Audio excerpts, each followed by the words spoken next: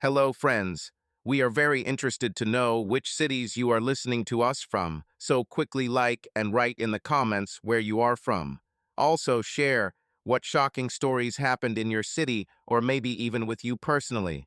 Subscribe because the next story could be about your city or even your personal drama. Now, let's dive into a new exciting story. Jeff Hartman sat at his desk in a cramped apartment on the outskirts of Denver. The clock read 11:47 p.m., and the only sound in the room was the hum of an old laptop. He rubbed his tired eyes, leaned back in his chair, and sighed. Another day, another shift in the IT department, another night without sleep. He didn't intend to go to the forums, in fact. He just wanted to see how to set up a new router, but click after click he ended up on the site, where photography enthusiasts argued about cameras, lenses, and other nonsense that Jeff had a point-and-click understanding of. The topic he came across was how to catch the light in the shadows. Need advice. Author, someone under the nickname Livisnaps, uploaded a photo of the sunset over the mountains of Colorado. Nothing special, but the light was somehow strange, as if the sun had decided to play hide and seek with the clouds. Jeff, without knowing why, scrolled through the comments. Some recommended filters, others grumbled about exposure. And then his gaze caught the question below. What if I want the shadow to be the main character? How then? He chuckled. Is the shadow the main character? Is it now fashionable to take pictures of shadows? The fingers themselves reached for the keyboard. Shadow Chaser 42. If the shadow is the hero, then the light is just an extra. Push the ISO down, remove excess noise, and let the shadows breathe. Otherwise, the light in your photo is screaming like a bad actor. Jeff clicked send and immediately regretted it. Why did he even write this? He's not a photographer, he's just a guy who used to tinker with a camera at his old job. But a minute later, the screen blinked the answer. Livisnaps. Wow, Shadow Chaser 42, are you a theater critic or a photographer? The light is screaming, you say.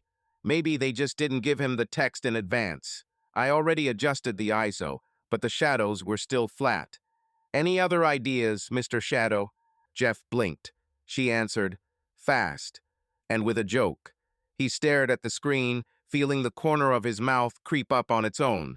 It was unexpected. Usually his comments on the internet were either ignored or received a dry thank you. And here comes the challenge. Shadow Chaser 42.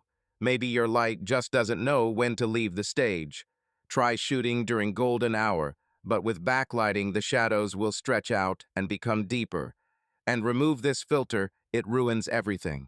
He sent the message and sat back, expecting her to either disappear or start arguing. But after a couple of seconds, the answer came. Livisnaps, golden hour you say? What if I'm not an early bird? And what's your problem with filters? They're cute. Backlighting is an idea, but I'm not sure my camera can handle it. Do you take pictures yourself, or are you just being clever? Jeff snorted. She clearly had no intention of giving up. He looked at his laptop, an old Dell that he hadn't turned off for a week, and decided he had nothing to lose. Shadow Chaser 42. I take pictures when I'm in the mood. And filters are like makeup on a good picture. If you overdo it, everything falls apart. What camera do you have? Maybe it's not her, but who's behind the button? Livisnaps. Oh, how daring. I have a Canon Rebel T7, quite a workhorse. Are you probably sitting with a Nikon D850 and turning up your nose? And what does who's behind the button mean? By the way, I spent 3 months learning to photograph sunsets. Jeff laughed quietly, almost inaudibly, but it was the first laugh of the evening. She was funny and a little prickly. He imagined this Livisnaps sitting somewhere in Denver, frowning at the screen and trying to figure out how to kill it. Shadow Chaser 42. Nikon? No, I'm not one of those snobs. I have an old Sony Alpha from 2015. And 3 months of sunsets is not a long time. You are just getting started. And the Rebel T7 will cope with backlight if you are not lazy to turn the settings. Livisnaps. Since 2015? Are you filming in a museum? And I'm not lazy, I'm experimenting. Okay, let's say I try your backlight. But if the shadows come out flat again, I will come back and say that you are a bad teacher. Shadow Chaser 42. First prove that you are a good student. And yes, my Sony is still alive, unlike half of modern cameras that break after a year. Livisnaps. Wow, you're just an old man with character. How old are you? Shadow Chaser 42. 50. 60. Are you already walking around with a stick and grumbling at young people? Jeff froze. She caught him. He was 40, not an old man, but not a kid either. He wondered whether he should answer honestly, but then decided that it was just a forum. What difference did it make? Shadow Chaser 42, 40, and without a stick, thank you. And you, I suppose, just finished school and think you know life? Livisnaps, 40, seriously? Okay, you're not quite a dinosaur yet. I'm 30, so I'm not a schoolgirl, sorry to disappoint. And I know life at least how to shoot sunsets and not give in to any grumblers like you. He smiled wider. Her energy seeped through the screen, and it was infectious. Jeff suddenly realized that he had been sitting for half an hour, staring at the forum, and did not even notice how the time had flown by. Shadow Chaser 42. 30 is not life yet, it's just a warm-up. And I'm not a grump, I'm just right. Shoot your backlight and show what comes out. Or are you afraid that I will be better? Livisnaps, are you afraid? Yes, I'll take such a picture of you now that you'll hang your shadows in a frame. Tomorrow I'll go shoot it, and if it turns out great, you owe me coffee. Virtual, of course, I don't know where you are sitting. Shadow Chaser 42, coffee. Okay, if it sucks, I owe you a pizza. By the way, I'm in Denver. Where are you? He sent it and immediately froze. What did he say about Denver? It was too personal, but it was too late to retreat. Livisnaps, Denver. Seriously, I'm here too. Where do you live? In the north or in the center? And I'm taking the pizza with anchovies, so get ready. Jeff stared at the screen. She's also in Denver. It was strange, as if the internet suddenly became smaller. He lived in the north of the city, in the Thornton area, but did not want to give everything away right away. Shadow Chaser 42, north. And you? And anchovies are a threat, not pizza. Livisnaps, I'm in Capitol Hill, just south of you. And anchovies are an art. You're just not mature enough. Okay, Shadow Chaser 42, I'm going to bed. Otherwise, I won't get up for your golden hour tomorrow. But I'll come back with a photo, and you'll applaud me. Shadow Chaser 42, sleep, Livisnaps. And don't be late for the light, it won't wait. I'm waiting for your photo. And without filters, understand? Livisnaps, no filters. You are strict. Okay, see you tomorrow, Mr. Shadow. And don't sit all night, old man, you need rest. She went offline, and Jeff was left alone with a blinking cursor. He closed the laptop, but the smile did not leave his face. For the first time in a long time, he was looking forward to tomorrow not because of work, but because of some girl from the forum who called him an old man. He shook his head and went to sleep. The next morning, Jeff woke up with a slight buzzing in his head, not from lack of sleep, but from yesterday's conversation on the forum. He reached for the phone on the nightstand and opened it. Website, no new messages from Livisnaps. Probably still sleeping, lazy fellow, he muttered, getting out of bed. Outside, Denver was bathed in the gray morning light, and ahead of him was another day at the company office. TechWave, where he fixed other people's mistakes in code and listened to the whining of his colleagues. Everything was going as usual in the office. Jeff sat in his corner, surrounded by monitors, and dealt with a bug in the backup system. Across from him, Kevin, a 28-year-old newbie with a perpetual mug of coffee, was again complaining to his superiors. Seriously, Jeff, they want me to finish the report by 3, and I haven't even collected the data. Kevin took a sip of his coffee and rolled his eyes. How do you even tolerate this? Jeff shrugged, not looking up from the screen. I don't think about it. I do what I need to do and go home. You're like a robot, dude. Do you even have a hobby? Or do you just write code and sleep? Jeff almost mentioned the forum, but bit his tongue just in time. Yes, he muttered. I just don't talk about it. Kevin chuckled and went back to his laptop, and Jeff mentally returned to the site. Liv snaps, I promised to take a photo with backlight. I wonder if she got up or not. He opened the forum in the next tab. Fortunately, the authorities did not monitor such trifles, but her profile was not online. I definitely overslept. He grinned and closed the site. By lunchtime, the bug was defeated, and Jeff went to the cafeteria, where he got his usual turkey sandwich. While he was chewing, the phone blinked a notification from ShutterHub. He opened it faster than he could stop himself. Liv snaps, I woke up late, but made it to the light. The photo is loading. Prepare your applause, Shadow Chaser 42. Jeff grinned and quickly typed out his answer before anyone noticed. Shadow Chaser 42. Late? What is it, noon? Let's show you what you got there. A minute later, she attached a photo. The silhouette of a tree against an orange sky, the shadows long and sharp, almost lifelike. Jeff narrowed his eyes. Damn, that turned out pretty good. Better than he expected. Shadow Chaser 42. Okay, I admit, shadows are alive. But the horizon is crooked, like my luck. Did you forget your tripod? Liv snaps, crooked horizon. This is style, old man. I left the tripod at home. I filmed with my hands. So, are you still applauding or what? Shadow Chaser 42. With your hands? Well, it's tolerable for hands. I clap one hand and order pizza with the other with anchovies, as you like. Liv snaps. One palm is a scam. And where is my virtual pizza? I tried my best here, by the way. I almost fell into the bushes for this shot. Jeff snorted, almost choking on his sandwich. Kevin glanced at him, but he waved him off. Shadow Chaser 42. In the bushes? What, were you climbing mountains? Pizza is on the way. Just ran out of anchovies. Take it with pepperoni. Liv snaps. Not in the mountains, but in the park in Capitol Hill. The slope there is slippery, and I'm wearing sneakers. Pepperoni will also work, but anchovies are better. Are you filming today, or are you just criticizing again? Shadow Chaser 42. I'm at work, no time to take pictures. And wearing sneakers on the slopes, are you brave or just crazy?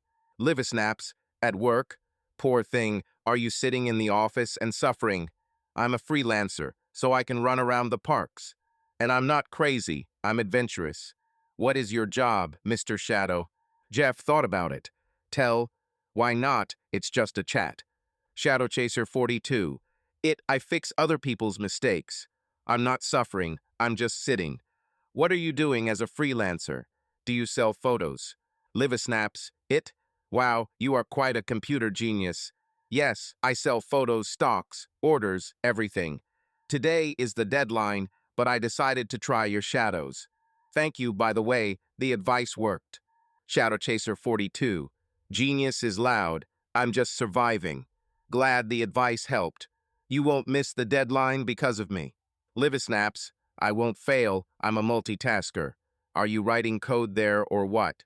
Tell us what people do for a living. Otherwise, I've only seen them in films. Jeff chuckled. She's clearly curious. He finished his coffee and typed. Shadow Chaser 42. I write code, catch bugs, and tolerate my colleagues. Today, for example, I was repairing the backup system. It was as fun as drilling teeth. And you probably watch films about hackers and think that we are all like that. Liv snaps. Drill teeth. Sounds like a nightmare. Yes, I thought you all sat in dark rooms and hacked the world. Are you just catching bugs? Disappointed me, Shadow Chaser 42. Shadow Chaser 42. Sorry for not wearing a raincoat with a laptop. Reality is more boring. Do you really run around the parks all day? Liv snaps. Not all of it, but in the morning, yes. Then I sit at home and edit. Today, I also drank coffee in a cafe. There was such a cake, you would appreciate it. Do you even eat anything other than pizza? Jeff glanced at the remains of the sandwich. The pie sounded tempting. Shadow Chaser 42. I eat sandwiches. Pie is a luxury. I haven't tried them in ages. Which one was it? Liv snaps. Apple, cinnamon, still warm. Have you been living without pies for 100 years? This is a crime. We need to get you out to the cafe sometime. He froze. Take me out to a cafe? What is this, a hint? Or just chatter? He decided not to go deeper. Shadow Chaser 42. Apple cinnamon sounds like a dream. Maybe you can pull it out if you take better pictures. What's the deadline, by the way? Live snaps. The photos are already good. Don't find fault. The deadline is in the evening. I'll make it in time. When are you leaving work? Shadow Chaser 42.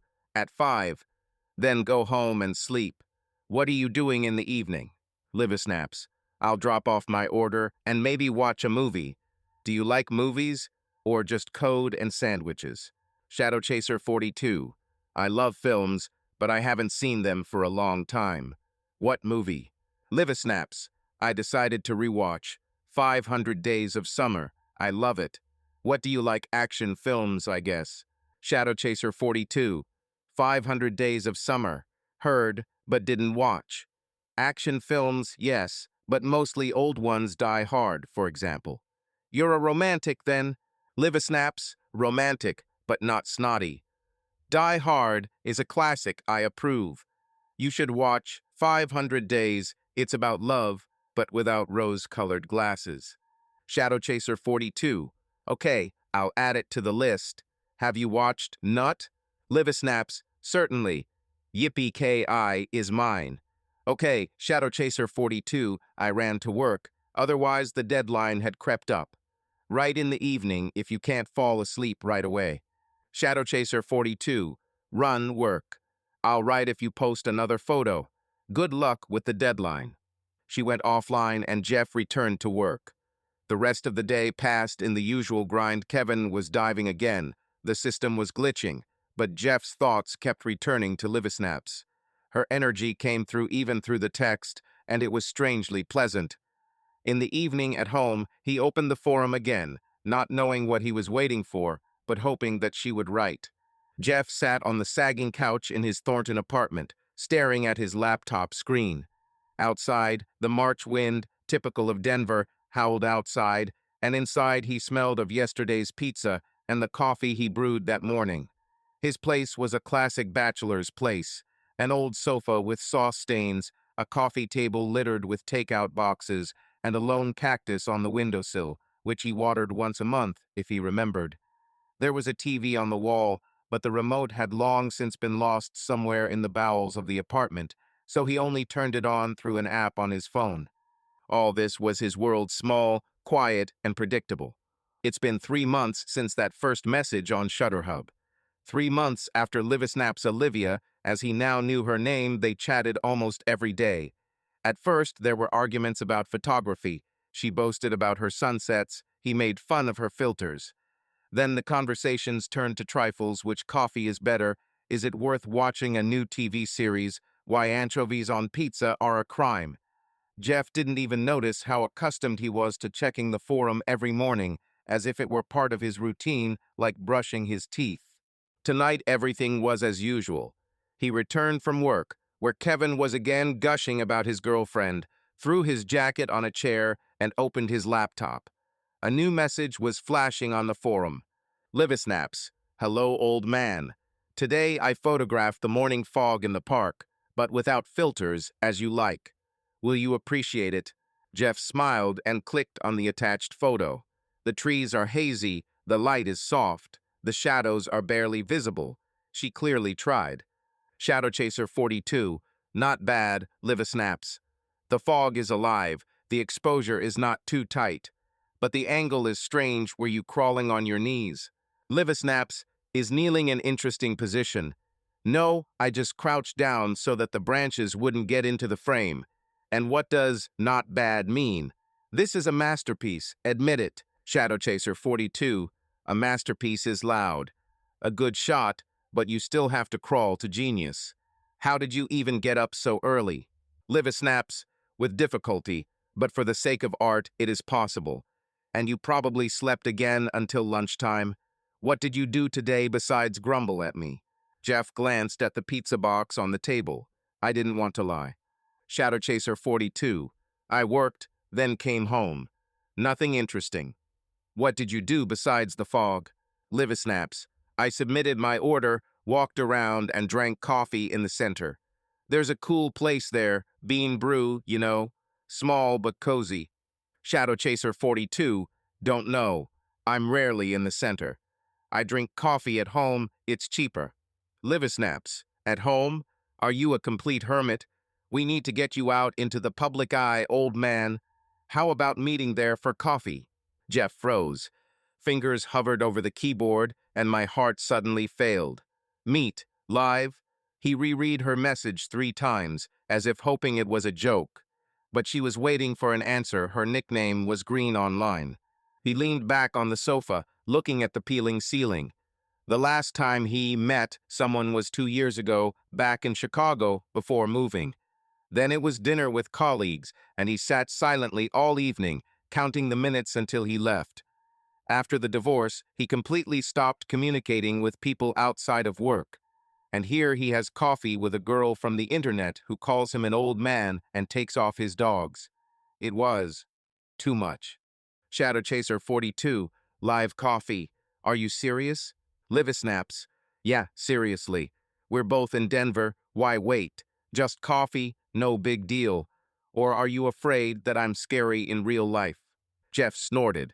She was clearly pushing, and it worked. He felt a slight pang of pride. Shadow Chaser 42, I'm not afraid. I'm just not a fan of meetings. Do you really want to see my grumpy face? Liver snaps. Want. What if you're a cute grump, and I don't believe that you are such a hermit? Go ahead, agree, or I will decide that you are a coward. He swallowed. Coward? No, he's not a coward. Just careful. His gaze fell on the mirror in the corner of the room, cloudy, with a crack in the corner. The reflection showed a man with light stubble, dark circles under his eyes, and hair that was long overdue for a cut. Cute. Well, maybe 10 years ago it was. And now just Jeff, a 40-year-old it guy with a sofa and a cactus. Shadow Chaser 42. Okay, I convinced you. But if I turn out to be worse than your dogs, don't complain. Liver snaps. Prove which is scarier. Great. Let's go to Bean Brew on Saturday at 11 a.m. Do you know where it is? On 16th Street, downtown. Jeff opened the map on his phone. 16th Street is about a half hour from Thornton if there is no traffic. He hasn't been to the center since he moved, but it's too late to refuse. Shadow Chaser 42. I'll find it. 11 a.m. on Saturday. If you're late, I'll leave. Liver snaps. Am I going to be late? I'm a punctual old man. Will you not run away if I come with a camera and start taking pictures of you? Shadow Chaser 42. With a camera? Then I'll definitely run away. Come without it, or the coffee is on you. Liver snaps. Okay, no camera, but I can still see you. Agreed. Shadow Chaser 42. Agreed. Just don't expect me to talk much. Liver snaps. You're not a talker anyway, I'm used to it. See you Saturday, Shadow Chaser 42. And don't change your mind, otherwise I'll find you by IP. Jeff laughed, quietly but sincerely. She went offline, and he remained sitting, looking at the screen. Saturday. Coffee. Olivia. It was crazy, but somehow it didn't scare me as much as it should have. He got up and walked around the apartment. In the kitchen, there was a lone mug in the sink. In the refrigerator, there was half a carton of milk and leftover Chinese food. His life for the last 2 years has been like this, empty, like this apartment. After the divorce, he moved here with only the essentials: a sofa, a laptop, a couple of boxes of clothes. No photos, no souvenirs. A colleague even gave him a cactus for a housewarming, which Jeff did not celebrate. He went to the closet and opened the door. Jeans, a couple of shirts, a jacket, everything is old, but clean. What do you wear for coffee with an internet girl? He shook his head and closed the closet. There's still 3 days until Saturday. He'll have time to figure it out. As he lay in bed that night, he looked into the darkness and thought about her words. We need to get you out into the public. Maybe she's right. Maybe he'd been hiding for too long from Chicago, from his family, from himself. Or maybe it's just coffee, and he's wasting his time. But he knew one thing for sure. For the first time in 2 years, he was curious about what would happen next. Jeff parked 2 blocks away, Bean and Brew. The clock on the dashboard showed 10:52 on Saturday morning, and he already regretted agreeing. His hands shook slightly when he turned off the engine, and the same question was spinning in his head. Why did I even come here? He looked in the side mirror. The stubble was trimmed, the hair was combed, the shirt was clean gray, the most decent one from the closet looked normal. But there were still dark circles under his eyes, and his gaze was like that of a man who had stayed up all night, replaying the scenarios of this meeting. He got out of the car, put his hands in his jeans pockets, and walked towards the cafe. 16th Street in downtown Denver was buzzing with Saturday life. Tourists with backpacks, couples with coffee in hand, a street musician with a guitar. Jeff felt like a stranger. He hadn't been here since he passed by on his way to his new apartment 2 years ago. Bean Brewitt turned out to be a small place with a wooden sign and windows through which warm light poured. He stopped at the entrance, took a deep breath, and pushed the door. The inside smelled of freshly brewed coffee and cinnamon. Several tables were occupied. A girl with a laptop, an old man with a newspaper, a couple whispering over croissants. Jeff looked around for Olivia, but had no idea what she looked like. They did not exchange photos, only nicknames, words, and jokes. He suddenly imagined that she could be lying. What if she was not 30, but 50, and she had blue hair and tattoos? Or even a man? He snorted at the thought, but his nerves still remained. Are you, by any chance, Shadow Chaser 42? A voice came from behind. Jeff turned around. A girl stood in front of him, short, with shoulder-length dark hair, wearing a denim jacket and white sneakers. Her brown eyes sparkled with curiosity, and a slight smile played on her lips. She looked fine. Not a model, not weird, just alive. And she's young, definitely about 30, as she promised. Ah, yes, it's me, he squeezed out, feeling his voice sound hoarse. Liver snaps? To the point. She nodded, and her smile grew wider. Or Olivia, if you want to be more formal. Hello, old man. Didn't run away then? Jeff blinked, trying to compose himself. She was real, not an avatar, not lines of text, but a person who looked at him and waited for an answer. Not yet, he said with a forced smile. Did you come earlier? Yeah, about 5 minutes. I didn't want to be late and give you a reason to leave. She nodded towards the table by the window. Shall we sit down, or will you still stand like a pillar? He nodded and followed her, trying not to look like he was going on a date for the first time in his life. Although it wasn't a date, was it? Just coffee. Olivia plopped down on a chair, and he sat opposite, feeling his back tense. She immediately waved to the waitress. I'd like a latte, please, she said, then glanced at Jeff. What do you want? Black coffee. No sugar, he muttered, looking at the table. The waitress left, and there was silence. Jeff felt like he was being interrogated, although she just looked at him with the same smile. Well, Olivia began, are you as grouchy in real life as you are in chat? Or is it a mask? He looked up. She was teasing as usual, and for some reason it relaxed him. I'm not grumpy. Just honest, he said. Are you as tongue-tied as there? Oh, even worse. She laughed, and the laughter was light and contagious. Live, I can also wave my arms, so be careful. Jeff chuckled. Great, so the coffee will fly into my face. Only if you say my pictures suck, she winked. But you won't tell, will you? He shook his head, feeling the tension in his shoulders release. The waitress brought coffee, and Olivia immediately cupped her mug in her palms, as if warming herself. So you've really been in Denver for 2 years and have never been to the center?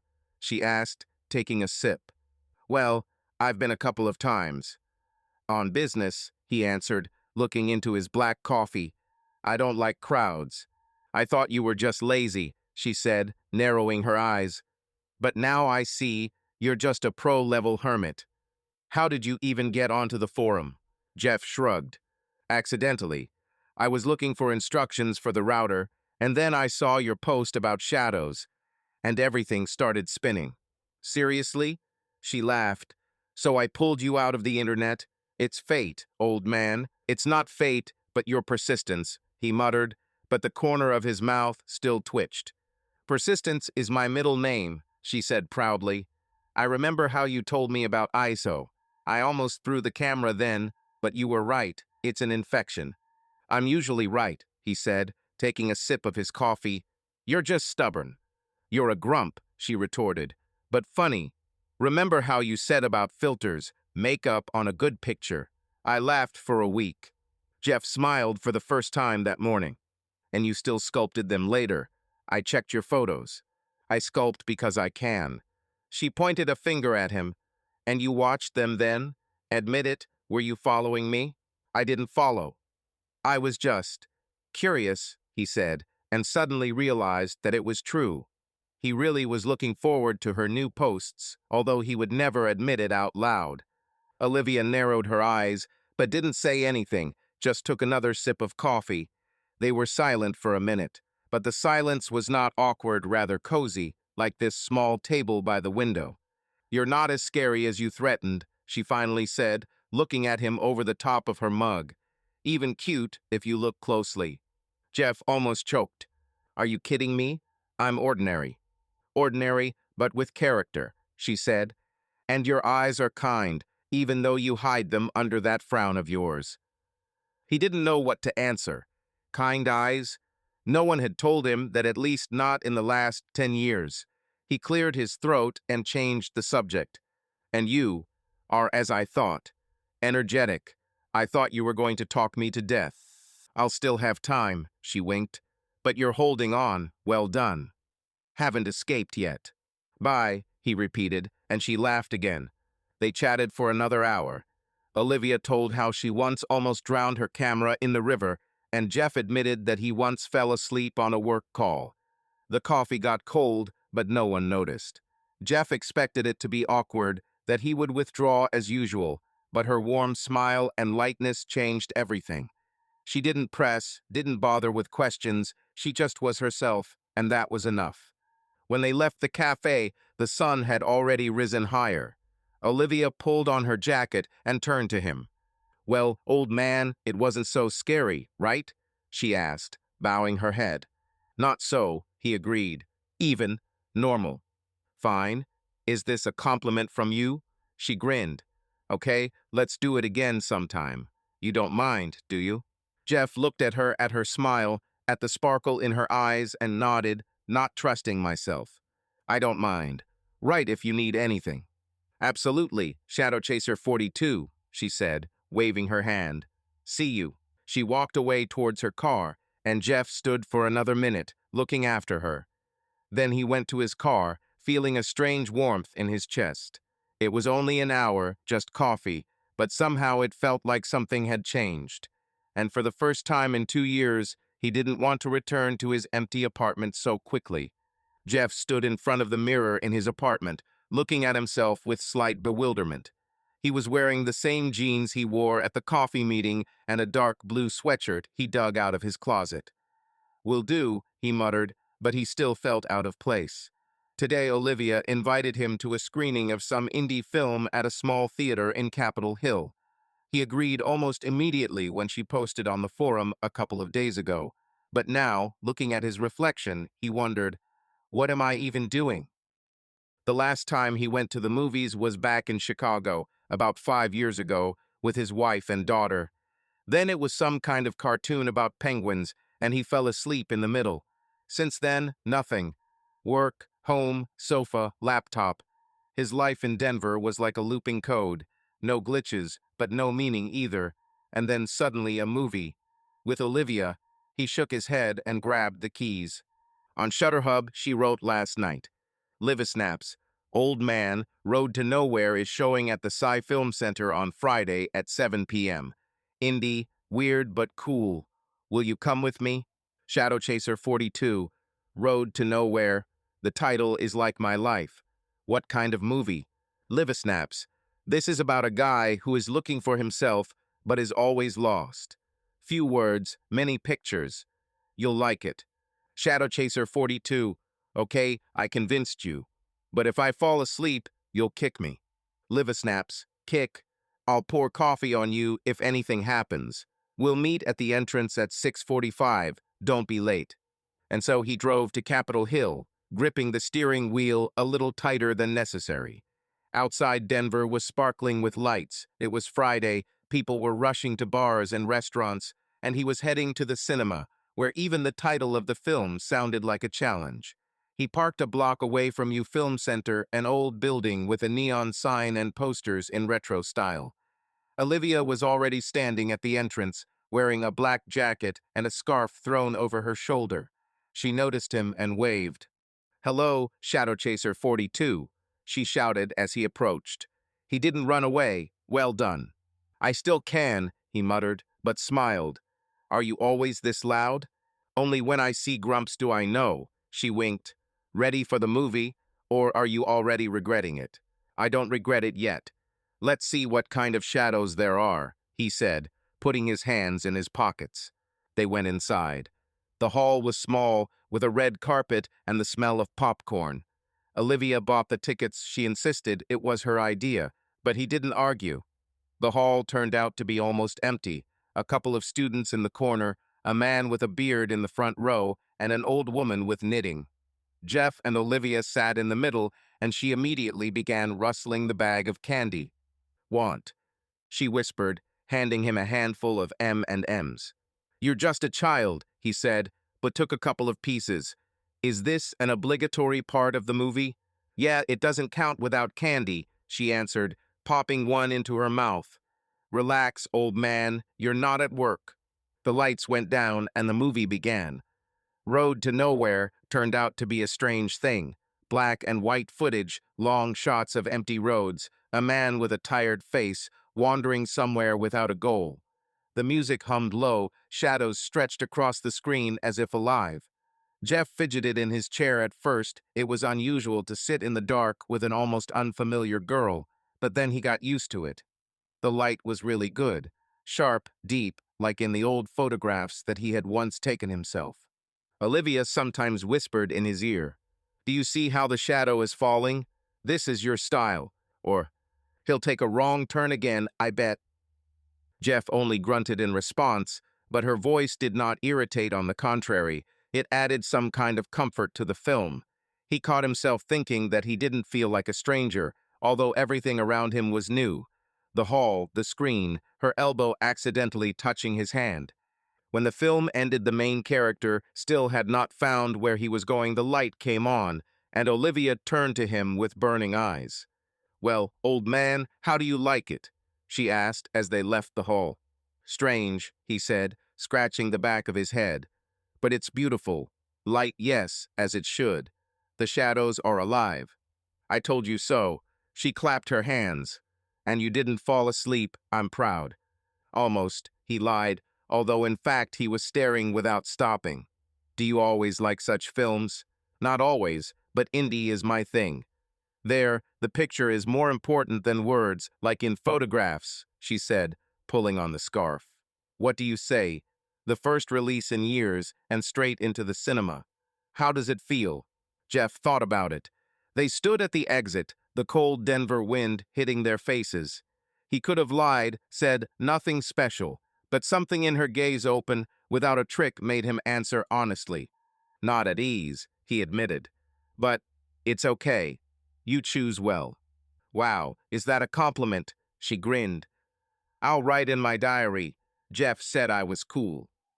I didn't say that, he muttered, but smiled. It just doesn't suck. Already progress, she said. Let's go for a walk to the corner. There's a cafe there. Let's have some coffee. He nodded, and they walked along the street. Capitol Hill was buzzing on a Friday night. Cars honking, music playing, people laughing. Jeff felt like a fish pulled out of an aquarium, but her steps nearby light, confident, kept him afloat. They went into a small cafe, took coffee, and sat by the window.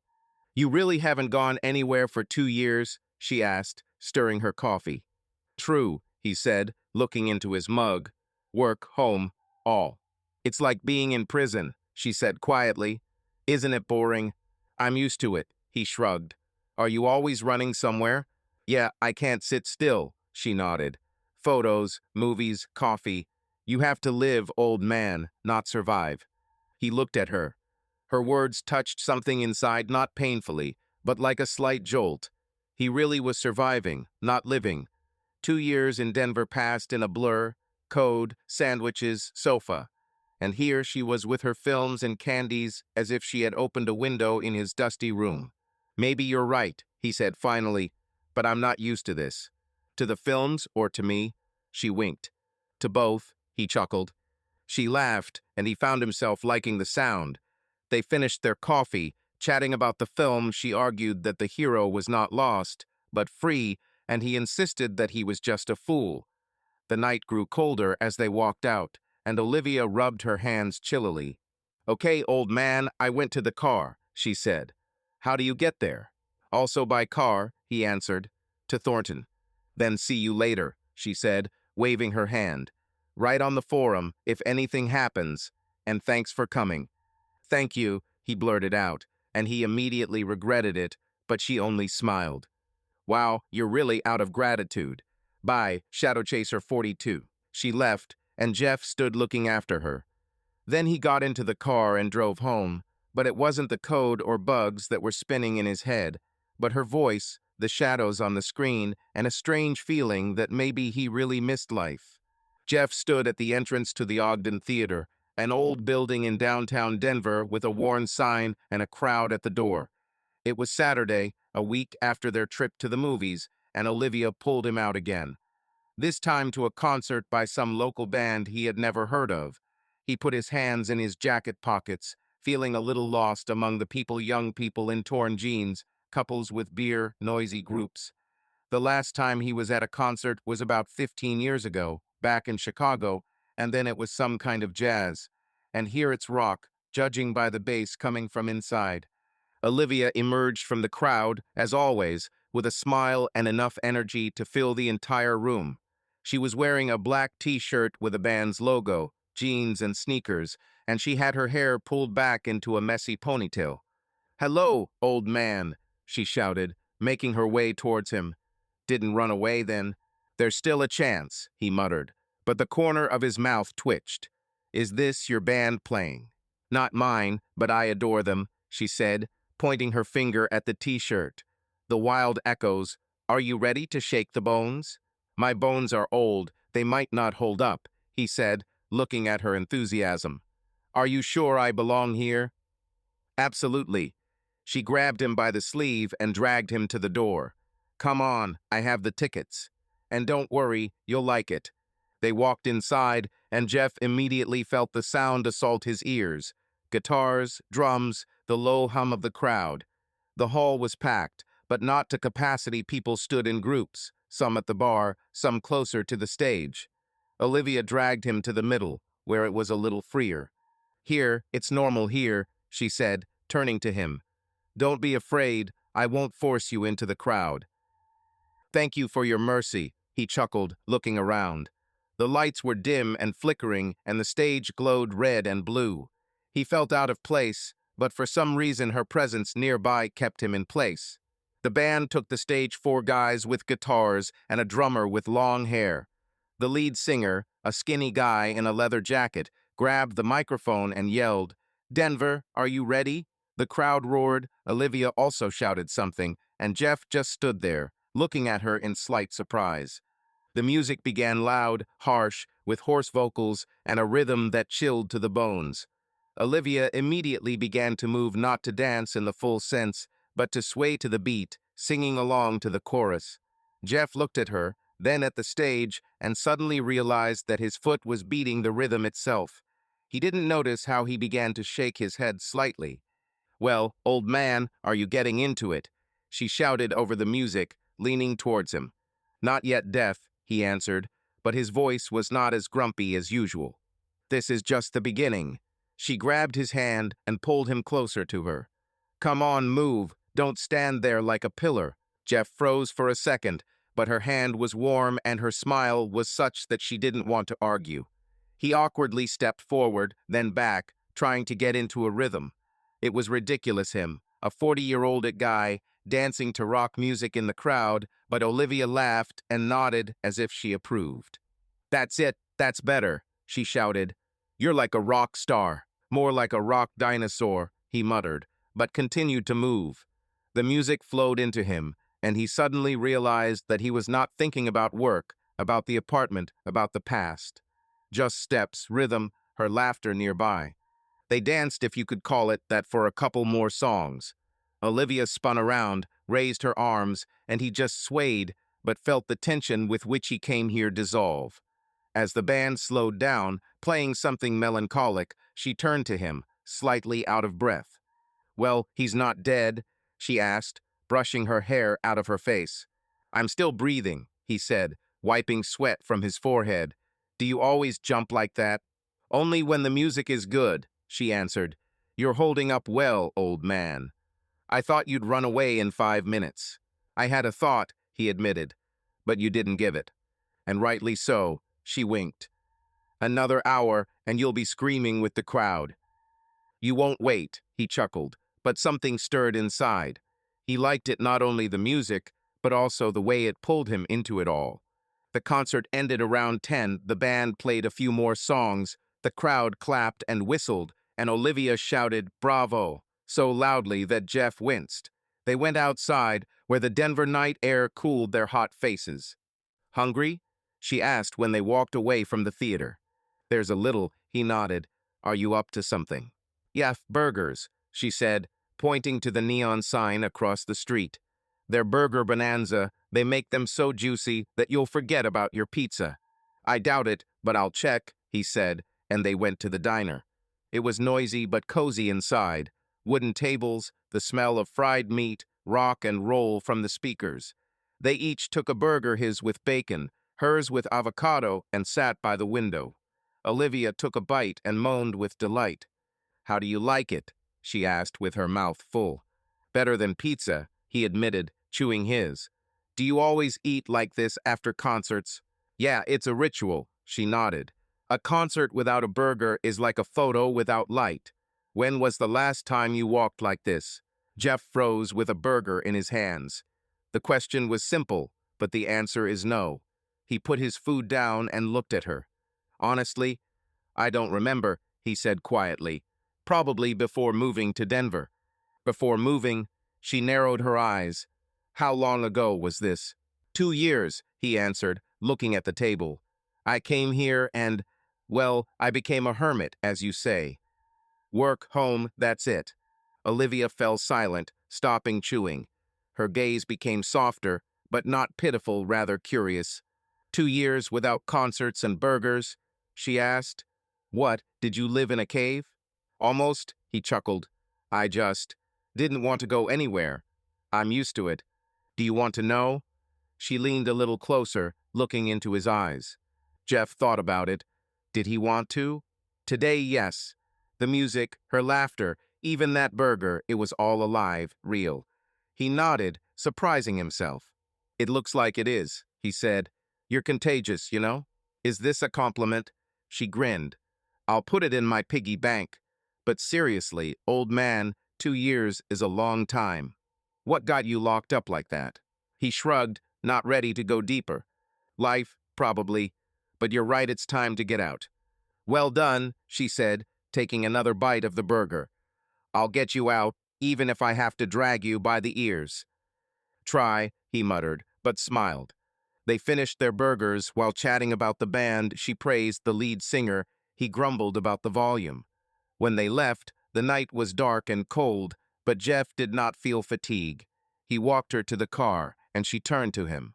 "Well, old man, was the night a success?" she asked, bowing her head. "It was a success," he nodded. "Thank you for dragging me." "You're welcome," she said, waving her hand. "Write if you need anything. And don't hide in your cave again, okay?" "We agreed," he replied, and she went to her car. Jeff sat at his desk in the office TechWave, staring at the monitor, but his thoughts were far from the code. Chat flashed on the screen shutter hub, where Olivia just sent a message.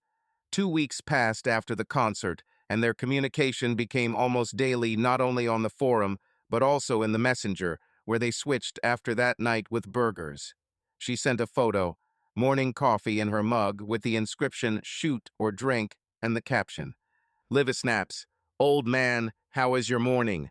I'm starting with coffee, and you're probably chewing a sandwich again." He smiled quietly, almost imperceptibly, but Kevin, sitting opposite, noticed anyway. "Dude, Why are you smiling? He asked, looking up from his laptop. Did the bugs fix themselves? Leave me alone, Jeff muttered, but the smile did not go away. He quickly typed out a response. Shadow Chaser 42. Morning is like morning. I drink coffee, I don't chew it. Are you taking pictures of mugs instead of nature again? Liva snaps, mugs are also art. Nature will wait, but coffee will not. You're at work, right? Isn't it boring? Shadow Chaser 42. At work. It's boring until you write. What are you doing today? Liva snaps. Wow, is that a compliment? I'm flattered. Today I'm editing the photos, and then maybe I'll go to the museum. There's a cool art scene in Denver. Would you like to come with me? Jeff froze. Museum? But her invitation easy, as always again, pulled him along. Shadow Chaser 42. Museum? I'll probably sleep there. But if you call, then fine. Liva snaps. Will you fall asleep? I'll push you away.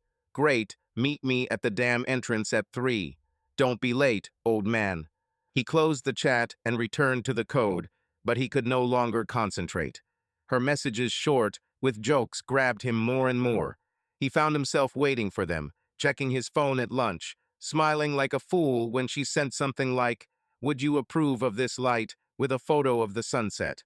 At night, lying on the couch, he sometimes imagined her not just as a voice in a chat, but as a living Olivia, with her laughter, warm smile, energy that filled everything around. It frightened him, but also attracted him like the light that he loved to catch in old photographs. At 3 o'clock, he stood at the entrance to the Denver Art Museum, a huge building with sharp corners and glass walls. Olivia was already there, wearing a denim jacket and carrying a backpack, waving at him.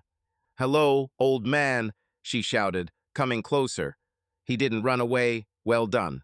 "Not yet," he said, putting his hands in his pockets. "Are you sure I belong here?" "Absolutely," she nodded. "There are paintings, sculptures, everything. Like photos, only old." Went? They took the tickets and entered. The museum was spacious, with white walls and the echo of footsteps. Olivia immediately dragged him to the Impressionist exhibition, where canvases hung with blurred light and soft shadows. "Look," she said, pointing to a picture of a field at sunset. "It's like your backlight, only with paint. Like..." Jeff narrowed his eyes. The light was really good, deep, lively, like in her photos after his advice. "Yes, not bad," he nodded. "The shadows are elongated as needed." "I knew it would suit you," she smiled. "You're quite a hidden art critic." "Don't exaggerate," he muttered, but her enthusiasm was contagious. They wandered through the halls, and Olivia stopped every now and then to show him something. A bronze statue of a dancing girl, an abstract painting with red strokes, a black and white photograph of an old bridge. She talked about light, about composition, and he listened, sometimes inserting his comments. "Here the shadow is flat," he said, nodding at one of the paintings. "They could have made it deeper." "Wow, are you criticizing Monet?" She laughed. "You are a brave, old man." "I'm just telling it like it is," he shrugged, but smiled. In one of the halls, where huge canvases with seascapes hung, she suddenly stopped and turned to him. "You know, you're funny when you don't grumble," she said, looking into his eyes. "I'm glad you went." Jeff froze. Her gaze open, warm hit harder than he expected. His heart began to pound, and words he had not planned suddenly came out. "I'm also glad," he squeezed out. You're absolutely awesome, Olivia." She blinked and her smile widened a little. "Wow, is this a confession? You just went crazy today." He felt the heat flood his neck. "My head began to spin. I'm falling in love with you." He almost said it, his lips were already moving, but at the last moment he bit his tongue. What if she laughs? Or won't he feel the same? He didn't know her that well, he wasn't sure. Instead, he coughed and looked away. "Just a fact," he muttered. "Don't be arrogant." "It's too late," she winked. "But you're fine too, Shadow Chaser 42, even without grumbling." They walked on, and Jeff was silent, trying to calm his pulse. She did not notice his inner storm or pretended not to notice, and soon she was chattering about the next picture. but he couldn't get it out of his head. He almost said, and damn it, he wanted to say it. When they left the museum, the sun was already setting, turning the sky orange. Olivia stretched, looking at the sunset. "Beautiful, huh?" she asked. "Just like in my photos." "Better," he said, looking not at the sky, but at her. Alive. She turned to him, and for a second he thought she felt something. But she just smiled. "You're becoming a romantic old man," she said. "Okay, I went home to edit. Right, if anything, agreed." "Agreed," he nodded. She left, waving her hand, and Jeff remained standing, looking after her. In the car, on the way home, he turned on the radio, but did not hear the music. He thought about her voice, about the way she looks at the pictures, about the way she looks at him. He smiled at her messages, dreamed about her at night, and today he almost lost his temper. It was slow, almost imperceptible, but he fell in love and could no longer stop. At home, on the couch, he opened the messenger and wrote, "Shadow Chaser 42. The museum was okay. You choose well. Livisnaps, normal. That's 5 stars from you. Thanks, old man. Good night." He closed the phone and lay down, looking at the ceiling. Good night? Not today. He'll think about her until the morning, and maybe that's not so bad. Jeff stood in front of Olivia's Capitol Hill apartment, feeling a little ridiculous, holding a bottle of red wine. It was some kind of Cabernet for $7, grabbed at the supermarket along the way, and he already regretted that he had not taken something more decent. It was Friday, almost a month after they went to the concert, and her invitation to just hang out took him by surprise. He agreed almost without thinking, but now, standing at her threshold, he felt his nerves stretching like old strings. Why does she need him, a 40-year-old grumbler with an empty apartment and a past that he dragged behind him like a rusty anchor? But her voice in the messenger, her laughter, her "old man," all this pulled him here, and he knocked. The door swung open almost immediately. Olivia stood in a gray sweater with wide sleeves, jeans, and bare feet, her hair disheveled as if she had just gotten off the couch. Her smile was warm, like the light from her windows, and Jeff felt the tension in his shoulders ease a little. "Hello, old man," she said, stepping aside. "Come in, don't stand there like a stranger." "I am a stranger," he muttered, stepping inside and holding out the bottle. "Here, I brought it. I don't know if you drink this or not." She took the wine, looked at the label, and snorted. "Cabernet for $7. You are truly a romantic, Shadow Chaser 42. But I'm not picky, it'll do. Come in, sit down." Jeff looked around her apartment while he took off his jacket. Small, but alive, not like his den in Thornton. The walls are covered with photographs, sunsets over the mountains, fogs in the park, black and white silhouettes of trees. Her work, he recognized the style. The sofa is piled high with colorfully patterned pillows, and on the coffee table is a camera, an open laptop, and a stack of art magazines. The smell of roasting meat and spices came from the kitchen, and he suddenly realized how hungry he was. "Sit down, I'll be right back," she shouted, running into the kitchen. "I'm making tacos. I hope you like spicy food." "I love you," he answered, sinking onto the sofa. It creaked under him, and he felt a little awkward in this world of hers, bright, chaotic, alive. She returned with a plate of tacos, corn tortillas, meat and peppers, thick salsa, cheese, greens. On the other hand are 2 glasses and his bottle of wine. She put everything on the table and nodded at the cork. "Open up it, master," she said with a grin, "and I'll turn on the music. Evening is not evening without her." Jeff fiddled with the plug while she poked at the phone. A quiet melody flowed from a small speaker behind the sofa, something indie, with a guitar and soft female vocals, unobtrusive but cozy. He pulled out the cork with a slight pop and poured the wine into the glasses clumsily, spilling a little on the table. "Oh, be careful, old man," she laughed, sitting down next to him. "This is not for you to write code." "The code is simpler," he muttered, wiping the drop with his finger. "Why are we drinking?" She thought, twirling the glass in her hands. "For tacos and good company. How do you like it?" "That'll do," he nodded, clinking glasses with her. The wine was sour, with a slight taste of cheapness, but warm, and he took a sip, looking at her over the rim of the glass. She took a bite of the taco, wiped the salsa off her chin with her sleeve, and moaned with delight. God, I'm a genius, she said with her mouth full. Eat, don't sit like a guest. Jeff took the taco, took a bite spicy, juicy, with the crunch of the tortilla, and nodded. Tasty. Do you always cook like this?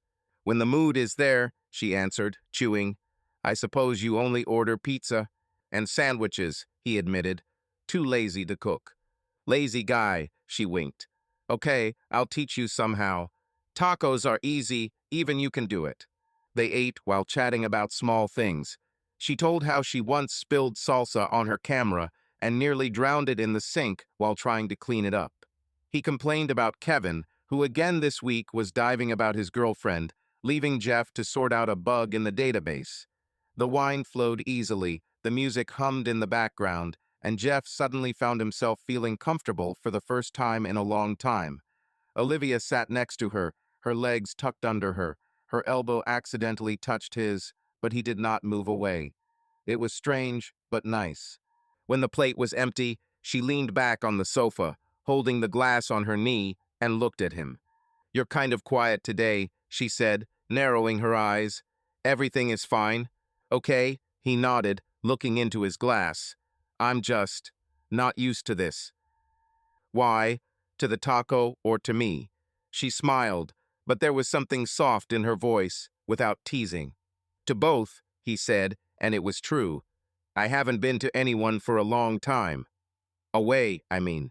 She fell silent, looking at him. Her eyes dark, with sparkles from the light of the lamp, were curious, but not oppressive. Seriously? She asked. What happened? You weren't always such a recluse, were you? Jeff swallowed. The wine splashed at the bottom of the glass, dark as his thoughts. He didn't want to talk, he didn't plan to, but her look, her silence, her unobtrusive, will you tell me, pulled words out like a magnet. Not always, he said finally, his voice lowering. Before, I had a different life. In Chicago. Another life. She leaned a little closer, placing the glass on the table. Will you tell me? He took another sip, collecting his thoughts. His heart beat faster, but he nodded. Okay, just don't laugh if anything happens. I won't, she said quietly, seriously. I promise. He put the glass down and looked at the floor, at the pattern of the carpet gray, with stains from old spills. The words came out slowly, like stones that he had long carried in his chest. I was married, 15 years old. Emily, my ex-wife. We met in college, young, stupid. Everything was fine, a house in the suburbs of Chicago, work, a daughter was born. Normal life, you know. Olivia nodded, folding her hands in her lap. She listened in silence, and this helped him continue. We were happy, he said, and his voice trembled. Well, I thought so. I worked in it. She worked at school, as a primary school teacher. On weekends, we went to Lake Michigan and built sandcastles with Lily, my daughter. 15 years old, Olivia. It's a whole life. Yes, she said quietly. That's a lot. He nodded, clenching his fingers into a fist. And then, everything collapsed. One day, I picked her up from a party, some girlfriends, wine, laughter. She was drunk and could barely stand. While driving home, she started chatting and suddenly said that she had slept with someone. With a colleague once, while drunk. She said it was nonsense, that she loved me, but I couldn't hear it. He fell silent, feeling his throat tighten. Olivia didn't interrupt. She just looked at him. Her face was soft, without a hint of condemnation. I stopped the car, he continued. He sat and was silent. She started crying, saying that it didn't mean anything, that I should forget. But I couldn't. The next day, he filed for divorce. I didn't even think about it, I just did it. Jeff, she began, but he shook his head. Wait, he said. That's not all. She didn't want to get a divorce, she begged to stay. She said it was a mistake, that she got drunk and didn't think straight. But I saw only one thing, 15 years, and she crossed them out. I couldn't forgive her. I couldn't look at her without this. He fell silent, looking at his hands. Olivia reached out and touched his shoulder lightly, almost weightlessly. "It's not escaping, Jeff," she said quietly. "It's to survive. You did the best you could. Did you manage?" He chuckled bitterly. "I just broke down." And he left, accepted a job offer in Denver, packed my things and left. I thought I'd start over here, but I just hid. She removed her hand, but remained close, looking at him. "2 years ago, right?" she asked. "Yeah," he nodded. "Since then?" "Well, you saw. Sofa, work, nothing else." Olivia was silent for a minute, running her fingers over the edge of her sweater. Then she looked at him again. "And your daughter?" she asked carefully. "You said you had a daughter." Jeff swallowed, feeling the lump in his throat getting heavier. "Lily," he said. "She was 14 when it all happened. She didn't understand me. She was angry that I was leaving. Emily told her that I was leaving my family, that I was too proud. And I didn't argue what's the point. She chose her mother's side." "You don't communicate?" she asked, and there was something like a surprise in her voice. "No," he said, looking at the floor. "The last time I spoke to her was before leaving. She shouted that I was selfish, that I was destroying everything. I told her I loved her but left. And since then, nothing. No calls, no letters. I don't even talk to my parents. They also stood up for Emily. They said I should have stayed and forgiven. I couldn't." Olivia sighed, leaning back on the couch. The music was still playing, now slow, with quiet guitar sounds, but there was a heaviness hanging in the room. "Jeff, this is cruel," she said finally. "Not from her side, but from yours. You cut yourself off from everyone." He looked up, and a spark flashed in his eyes, not of anger, but of pain. "Cruel?" he asked again. "What was I supposed to do? Live with her, pretend nothing happened? Looking at her every day and thinking about her being with someone?" "I couldn't, Olivia." "That's not what I'm talking about," she said, shaking her head.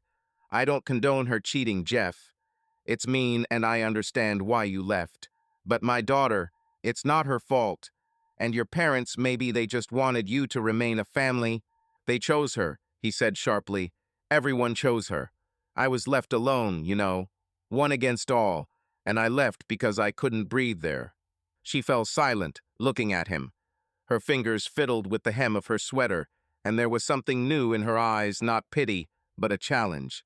"You ran away," she said quietly but firmly. "I understand why, but this is an escape. You can't escape problems, Jeff. They are solved. Decide." He snorted, but there was no anger in his voice, only fatigue. "How? Tell Lily that her mother was wrong and I was right? Or to my parents that they didn't see how I was?" I tried to talk, Olivia. Nobody listened. "Did you force them to listen?" she asked, leaning closer. "Or did he just slam the door and leave?" He opened his mouth, but couldn't find the words. She was right, he didn't fight. He filed for divorce, packed his bag, and left. He didn't argue with Lily, didn't yell at his parents. "I just left because it was easier." "Maybe he did," he said finally. "But what could I do?" "I don't know," she admitted. "I wasn't there. But cutting everyone off is not the answer. You said to yourself that you love your daughter. She's probably bored."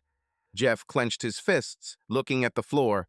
Lily, he hadn't thought about her for so long, or rather, he had forced himself not to think.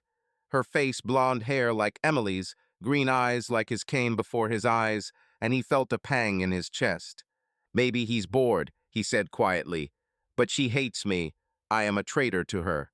"She was a teenager, Jeff," Olivia said softly. "Teenagers are angry and screaming, but this is not forever. You are her father. It doesn't wash off." He shook his head, but her words stuck in him like a thorn. She didn't press, didn't judge, she just talked, and that was worse because he couldn't brush it off. "You don't understand," he said. "I can't go back. It's too late." "Late?" she asked again. "What is she now, 16, 17? It's not too late, old man.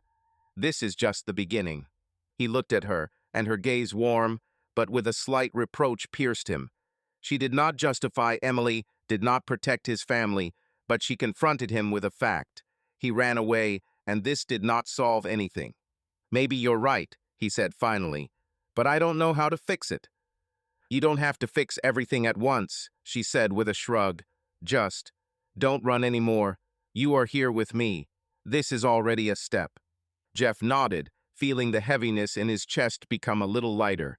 He opened up more than he wanted, and she didn't turn away. She challenged him, but didn't push him away. They sat in silence, the music floated around, and he suddenly realized that this evening with tacos, wine, and her voice was the first in 2 years when he did not feel completely alone. Thank you, he said quietly, looking at her, that I listened. You're welcome, she smiled. I promised not to laugh. And you're not alone now, okay? Okay, he nodded, and this word sounded like a promise not to her, but to himself. She turned on the music, poured out the rest of the wine, and the evening moved on quiet, cozy, but different. When he left, walking to his car under the cold Denver stars, he felt lighter. The past surfaced, hit him, but did not drown him. And her words, "Don't run anymore," rang in my head, like the first hint that maybe all was not lost. Jeff stood at the foot of the Red Rocks Trail, looking up at the steep climb ahead. The sun hung low on the horizon, turning the rocks a warm orange, and the Denver wind whipped his jacket. Nearby, Olivia was fiddling with her backpack, pulling out a bottle of water and a camera, her hair in a ponytail and dust already settling on her sneakers. 3 weeks have passed since that evening at her house when he unveiled his past marriage, betrayal, running away, and since then their meetings have become more frequent, almost regular. Hikes, photo walks, dinners, she pulled him into her life, and, to his surprise, he did not resist. Well, old man, are you ready to conquer the mountains? She asked, hanging the camera around her neck. Or will you whine that your legs hurt? I'm not whining, he muttered, adjusting his cap. I just don't understand why you climb where you might fall. Because the view from above is worth it, she said, stepping forward. Let's go, don't lag behind. He sighed and followed her. The trail was not difficult, but for a man whose last 2 years had been spent between the sofa and the office chair, every step felt like a challenge. Olivia moved easily ahead, stopping every now and then to photograph the rocks, the sky, the shadows of the pine trees. She threw jokes at him over her shoulder.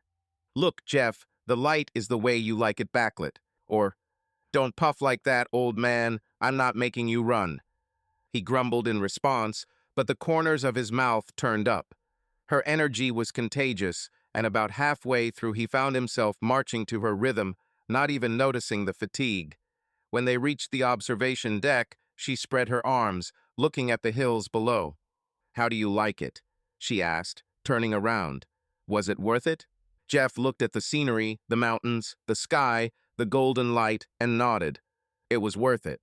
But I'll go down first, if anything happens.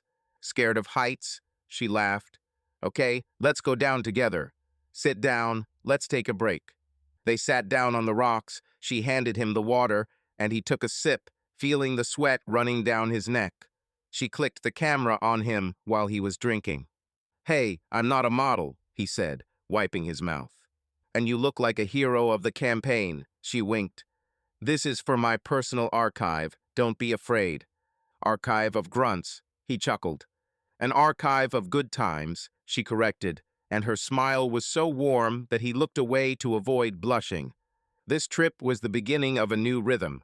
The following week, she dragged him on a photo walk to the Denver Botanical Garden.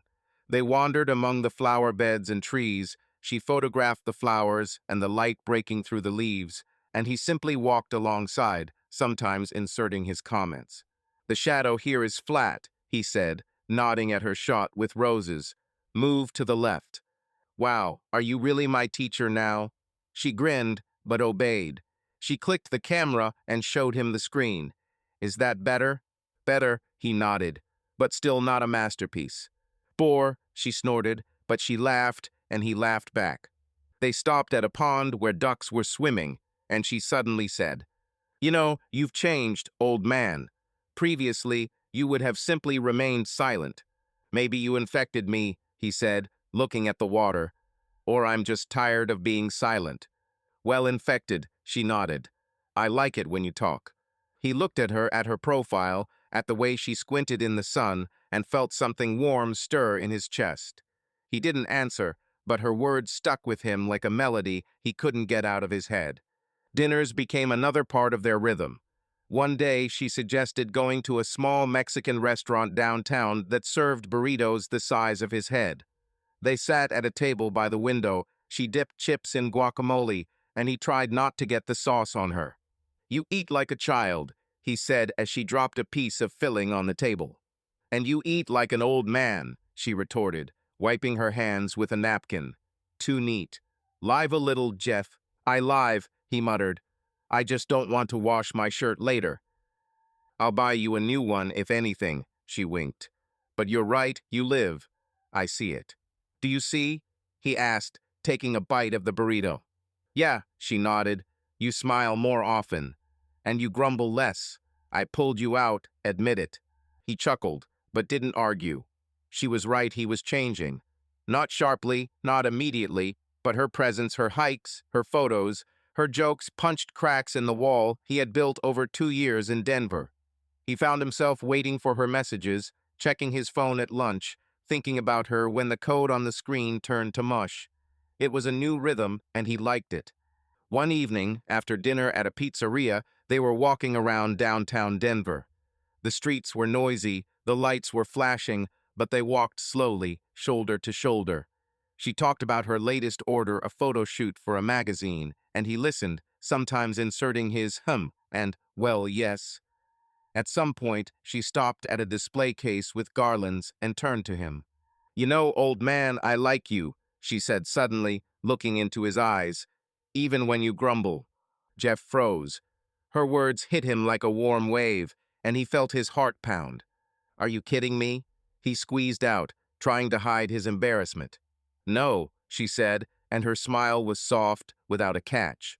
You're good, Jeff, and I'm glad you're here. He opened his mouth, but the words stuck.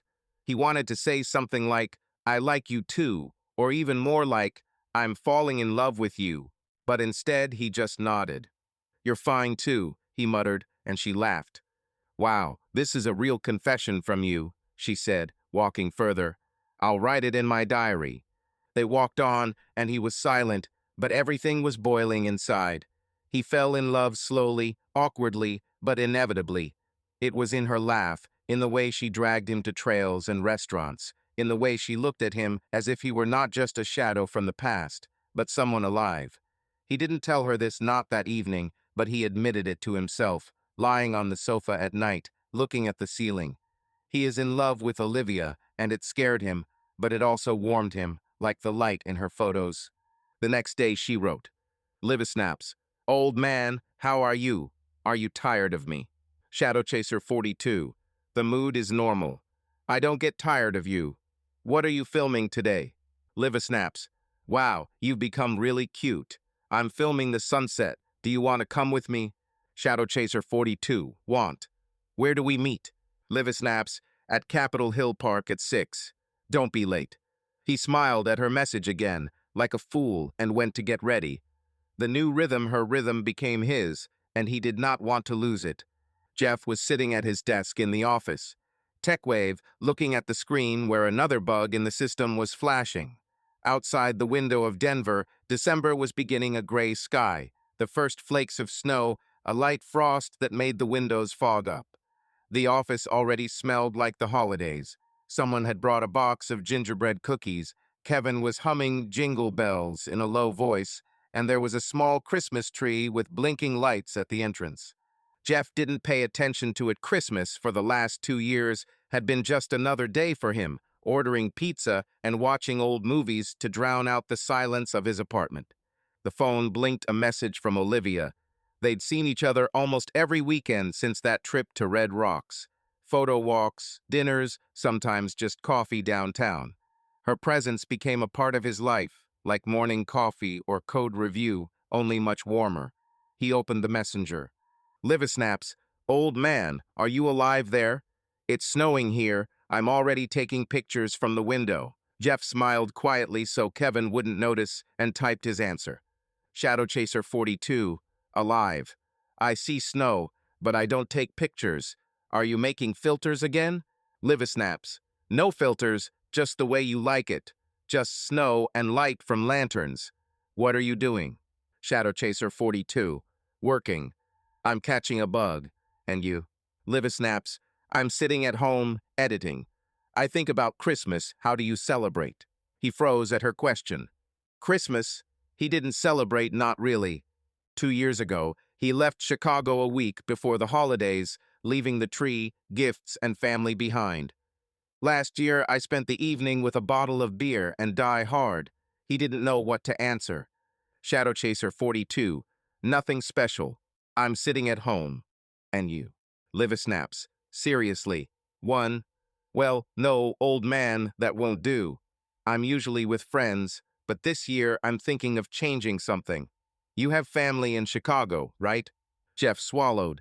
She knew about Chicago. He told her that night at her house, about Emily, Lily, his parents. But he didn't think she'd come back to it. Shadow Chaser 42. Yes, in Chicago. But I don't go there. Livia snaps. Why? Christmas is the occasion. Let's go see them, shall we? He stared at the screen, feeling his fingers go cold. Go to Chicago. To the family he hasn't spoken to in 2 years. To Lily, who probably still hates him. To the parents who chose Emily's side. It was crazy. Shadow Chaser 42. Are you kidding? I won't go, and you won't go there. Livia snaps. I'm not kidding. Why not? You said to yourself that you miss your daughter, and I can do it with you so it won't be so scary. Jeff put the phone down and rubbed his temples. She seriously suggested this to take it and go to Chicago, as if it were just a walk in the park. He wasn't ready. He didn't want to see their faces, hear their voices, or understand what he had left behind. But her words, "You miss your daughter," hit him like the sharp edge of glass. He was bored. Every night, lying on the sofa, he thought about Lily, her green eyes, her laughter, her anger on that last day. But to return? No. He picked up the phone again. Shadow Chaser 42. Olivia, that's not an option. I haven't talked to them for 2 years. They're not waiting for me. Livia snaps. Are you sure? Maybe they're bored too. Christmas is a time to make peace, old man. I'll go with you if you want. I will be your support. He snorted, but his heart began to pound. Support? Is she really ready to travel halfway across the country with him so he can confront his past? It was too much of her, too much of him. Shadow Chaser 42. You're crazy. Why do you need this? Livia snaps. Because you are not a stranger to me, and I don't want you sitting alone with pizza while everyone is celebrating. Let's try it, shall we? Jeff leaned back in his chair, looking at the ceiling. Kevin was humming, Santa Claus is coming to town nearby, and this was even more annoying. He didn't want to think about Christmas, about Chicago, about Lily. But Olivia did not back down as always, with her stubbornness and warm logic that was difficult to dismiss. In the evening, he returned home, threw his jacket on a chair, and opened his laptop. The snow fell thicker outside the window, covering Thornton with a white blanket. He went into the messenger. Olivia had already sent a photo of a snow-covered street with lanterns and the caption, Livia snaps, look how beautiful it is. Think about Chicago, old man, I'm serious. He sighed and typed. Shadow Chaser 42, beautiful, but Chicago is not. I'm not ready. Livia snaps, not ready or afraid. You yourself said that your daughter screamed at you. Maybe she was just angry, not hated. Jeff clenched his teeth. She used his own words against him, the ones he had said to her that night at her house. He remembered their conversation, her soft voice, her "don't run anymore." And so she again pushed him forward, only now not just with words, but with a whole plan. Shadow Chaser 42. Maybe she was angry, but I won't go. End of topic. Livia snaps. Not the end. You ran away 2 years ago, Jeff. You cannot run away from problems, they must be solved. I'll go with you, I promise. I won't leave you alone. He closed his laptop without answering. Her words stung, not because they were harsh, but because they were true. He escaped. He left Chicago, cut all his strings, hid in Denver, where no one knew his past. But Lily stayed there 16 now, almost 17, growing up without him. And here he is, with pizza and an old sofa, pretending that this is life. He went to bed, but sleep did not come. Outside the window, the snow was falling quietly, and her words were spinning in my head. You can't run away from problems. He tossed and turned, imagining how he was knocking on the door of his parents' house, how Lily looked at him with anger or with surprise. How does Emily possibly open her mouth to say something? He didn't want this, he didn't want pain, awkwardness, old wounds. But Olivia was right. Running away didn't solve anything. It only froze him, like the snow outside the window. The next day he met her in a cafe in the center, the same Bean and Brew, where they first drank coffee. She was sitting by the window, wearing a red scarf and holding a mug of cocoa, and waved to him as he entered. "Hello, old man," she said, smiling. "Aren't you cold?" "It's not cold," he muttered, sitting down opposite and ordering black coffee. "Are you going to start talking about Chicago again?" "Yeah," she nodded, not at all embarrassed. "I'm stubborn, you know. So, are we going?" He sighed, looking into her eyes dark, with sparkles, as always. "Olivia, this is not a joke. I haven't spoken to them for 2 years. They may not want to see me. Or maybe they want to," she said, stirring the cocoa. "You won't know until you try. Christmas is an opportunity, Jeff. Not for them, for you." "For me?" he asked, narrowing his eyes. "Yes," she nodded. "To stop running. You said to yourself that you miss Lily, and I saw how you talked about her. Your eyes were different. You love her." He fell silent, feeling her words hit home. Lily. He loved her more than he could say. And the thought of her there, in Chicago, celebrating without him, stung more than he was willing to admit. "Let's say," he said finally, "but I won't go alone.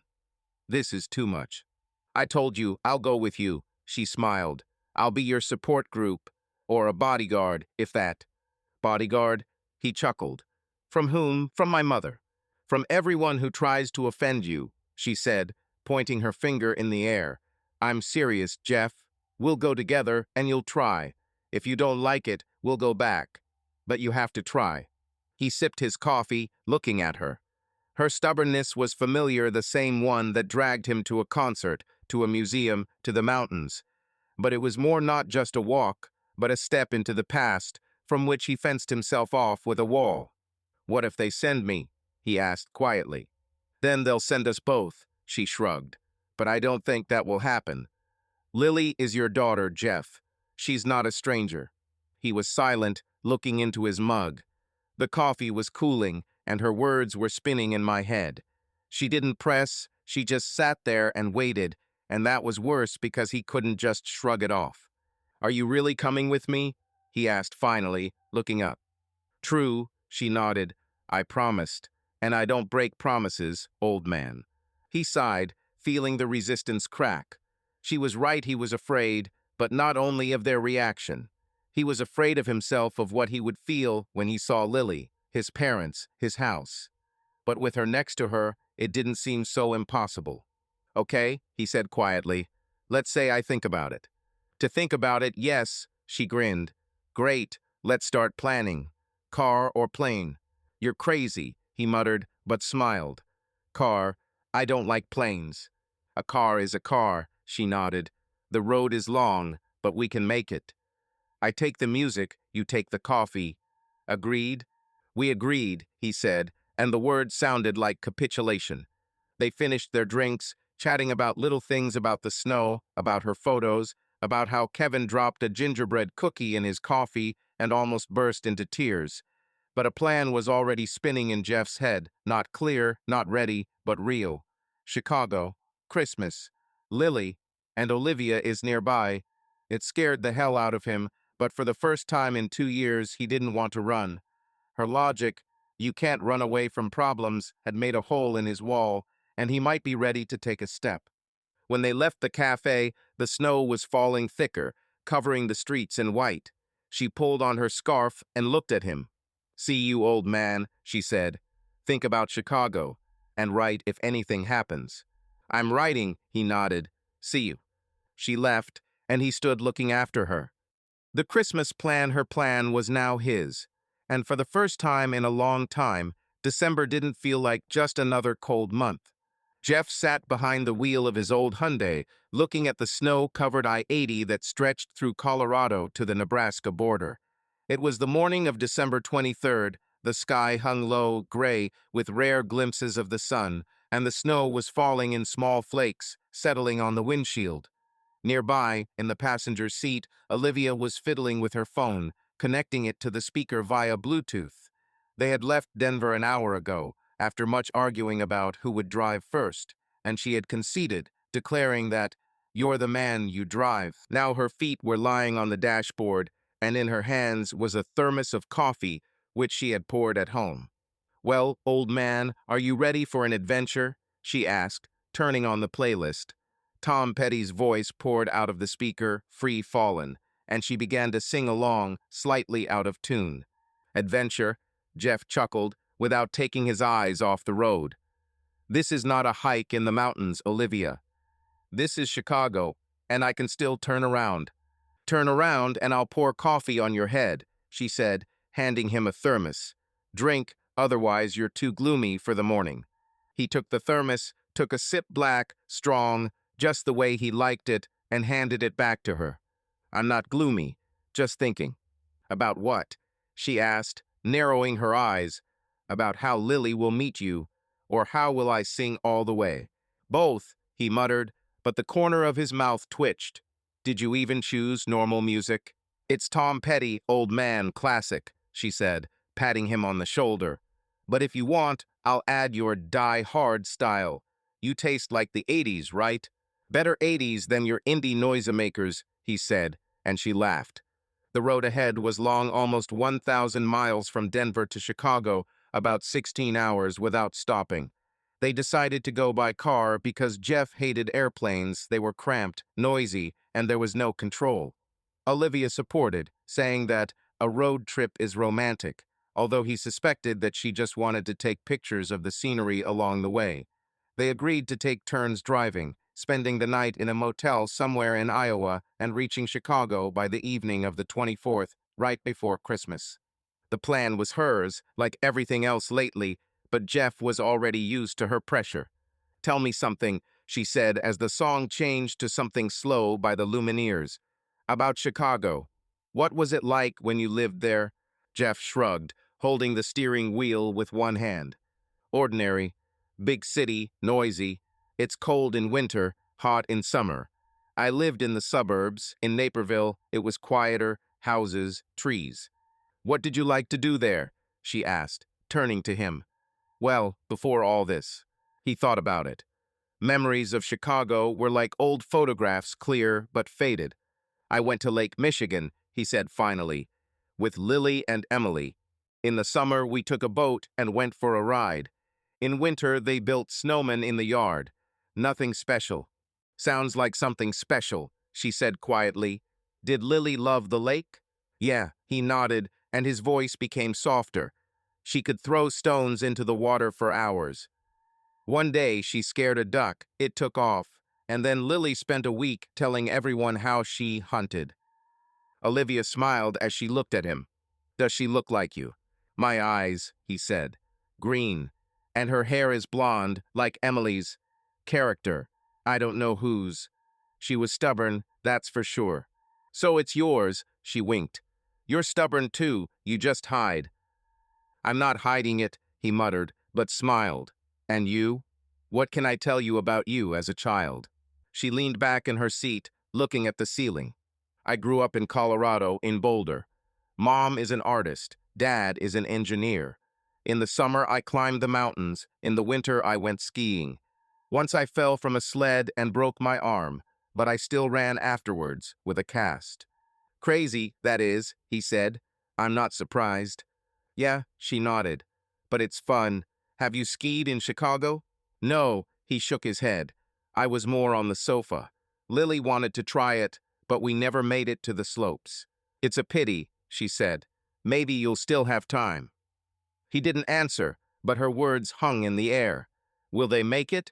He didn't know what awaited him in Chicago, and this uncertainty gnawed at him more and more the further they moved from Denver. By midday, they had crossed the Nebraska border, and the landscape was flat fields, snow, the occasional farm. Olivia turned up her playlist and was playing The Killer's Mr. Brightside, and she sang along again, waving her arms. Jeff rolled his eyes, but didn't turn it off. "Are you always this loud?" he asked as she started drumming on her knees. "Only when it's fun," she said. "You need to relax, old man." "Sing with me." "I don't sing," he said firmly. "Don't ask." "Okay, don't sing," she sighed. "But at least shake your head, otherwise you're like a robot behind the wheel." He chuckled, but began to bob his head slightly to the beat. She noticed and clapped her hands. "Now, that's progress. Soon you will be dancing like at a concert." "You can't wait," he said, but her laughter was contagious, and he found himself smiling. They stopped at a gas station somewhere in the middle of Nebraska. Jeff gassed up the car, and Olivia ran to the store for snacks. She returned with a bag of chips, 2 bottles of cola, and a chocolate bar, which she immediately broke in half. "Here," she said, handing him a piece. "Chocolate is fuel for the soul." "For the teeth, more likely," he muttered, but took it and took a bite. "Do you always eat like this on the go?" "Yeah," she nodded, opening the chips. "The road is like a picnic, only with a car. Do you want me to drive?" "No," he said quickly. "You sang, 'I don't trust your steering wheel.'" "It's a shame," she snorted, but laughed. "Okay, sit at the helm, Captain." They ate standing by the car, looking out at the flat horizon. The snow had almost stopped, and the sun was breaking through the clouds, casting faint shadows on the asphalt. Olivia clicked a couple of photos: a gas station, a road, him with a chocolate bar in his hand. "Hey, I told you without me," he said, turning away. "Too late," she chuckled. "You are now in my album, Road Trip in Chicago. You will be a star." "Great star," he muttered, but did not argue. They drove on, and Olivia turned on something quieter: Fleetwood Mac, Landslide. She looked out the window, singing along quietly, and Jeff listened, feeling her voice mixing with the roar of the engine. "You're afraid, right?" she asked suddenly, without taking her eyes off the glass. "What?" he asked again, although he knew what she was talking about. "Chicago," she said. "What will happen when we arrive?" He gripped the steering wheel a little tighter. "Maybe I'm afraid," he admitted. "I don't know what to tell Lily or parents." "2 years, Olivia. This is a whole abyss." She turned to him, her face soft but serious. "Not an abyss, but a pause," she said. "You're not a stranger to them, Jeff. Just lost for a while." "Lost," he chuckled bitterly. "Good word. What if they don't want to find me?" "Then we'll leave," she shrugged. "But I think they will want to. Lily is your daughter. She hasn't forgotten you." He didn't answer, but her words hit him as always, right to the point. He thought about Lily all the way, what she had become, what she would say, whether she would even look at him. Nerves buzzed under his skin, and the closer he got to Chicago, the stronger he felt them. By evening, they reached Iowa, and Jeff turned into a motel near the highway small, with a neon "Sleep Easy" sign and parking for a dozen cars. They took a room with 2 beds, threw their bags, and collapsed on the mattresses. Olivia turned on the TV some old Christmas movie with elves, and Jeff lay down, staring at the ceiling. "We'll get there tomorrow," she said, switching channels. "How are you?" "Nervous," he admitted. "And you?" "Fun," she smiled. "This is an adventure, old man. And I'm with you, don't forget." "You won't forget," he muttered, but her words were warm. She was here singing, joking, pulling him forward, and this kept him afloat. They ate the pizza they ordered, no anchovies, to his relief, and went to bed. Jeff stared into the darkness, listening to her breathing from the next bed. The road there was almost finished, and tomorrow he would see Chicago. His nerves were buzzing, but with her by his side, he felt like he could handle it. Jeff turned onto a familiar street in Naperville, a suburb of Chicago, and felt his stomach tighten. It was already dark the evening of December 24th, Christmas Eve, and the houses along the road were lit with garlands flashing red, green, and white. His Hyundai hummed quietly as it made its way through the thin layer of snow that had settled during the day. Olivia sat next to him, looking out the window. Her backpack lay at her feet, and she was twirling the phone in her hands. They had driven nearly 17 hours, with one overnight stay at a motel in Iowa, and now their destination was right in front of them, his parents' house, a two-story brick cottage with a peaked roof and an old oak tree in the yard. "Here it is," he said quietly, stopping the car at the side of the road. The voice sounded hoarse, as if it was stuck somewhere in the throat. Olivia turned to him, her eyes sparkling in the light from the lantern coming through the window. "He's back home, old man," she said softly. "How do you feel?" "It's like I'm going to be sick," he admitted, looking at the illuminated windows. The tree in the living room was blinking, and he saw shadows moving inside. "Maybe we can turn around?" "Well, no," she said, poking him in the shoulder. "We drove 1,000 miles so you wouldn't run away at the last moment. Come out, I'm with you." Jeff sighed, turned off the engine, and opened the door. The cold Chicago air hit my face harsh, with the smell of snow and smoke from someone's fireplace. He walked out and Olivia followed, pulling on her scarf. They stood by the car for a minute, looking at the house. The old carousel that Lily used to ride on when she was little still stood in the yard, now covered in snow and slightly rusty. "It's beautiful," Olivia said, nodding at the garlands wrapped around the oak tree. "Just like in the movies." "Yes," he muttered, "only this is not a movie, but my life." She smiled, took his arm, and pulled him towards the porch. "Let's go, old man. You are not alone, remember." He nodded, feeling her hand give him a little courage. They walked up the steps 3, he remembered, and he stopped in front of the door. A bell hung from the handle, ringing, with a red ribbon, and voices and the smell of cinnamon could be heard from inside. Jeff raised his hand to knock, but his fingers trembled. Olivia noticed and squeezed his elbow. "Come on," she whispered. "You can handle it." He knocked 3 times, briefly, and the door swung open almost immediately. His mother, Margaret, stood on the threshold, wearing a green sweater with deer and holding a towel. Her gray hair was pulled back into a bun, and her eyes, the same green as his and Lily's, were wide with surprise. "Jeff?" She exhaled, freezing. The towel fell from her hands onto the floor. "Hello, Mom," he said, and his voice trembled treacherously. It's me." She was silent for a second, then stepped forward and hugged him tightly so that he could smell her perfume, the same one she always wore, with a hint of lavender. He hugged her back, awkwardly, but warmth spread in his chest, like hot tea. "Jesus, Jeff," she said, pulling away and looking at him. Her eyes were shining with tears, but she was smiling. "You have arrived. I didn't think I'd see you." "Me too," he admitted, coughing. "This is unexpected, I know." Margaret turned her gaze to Olivia, who stood slightly behind, still holding his arm. "Who is this?" she asked, wiping the corner of her eye. "Olivia," she said herself, stepping forward and extending her hand. "Hello, I'm with Jeff. Nice to meet you."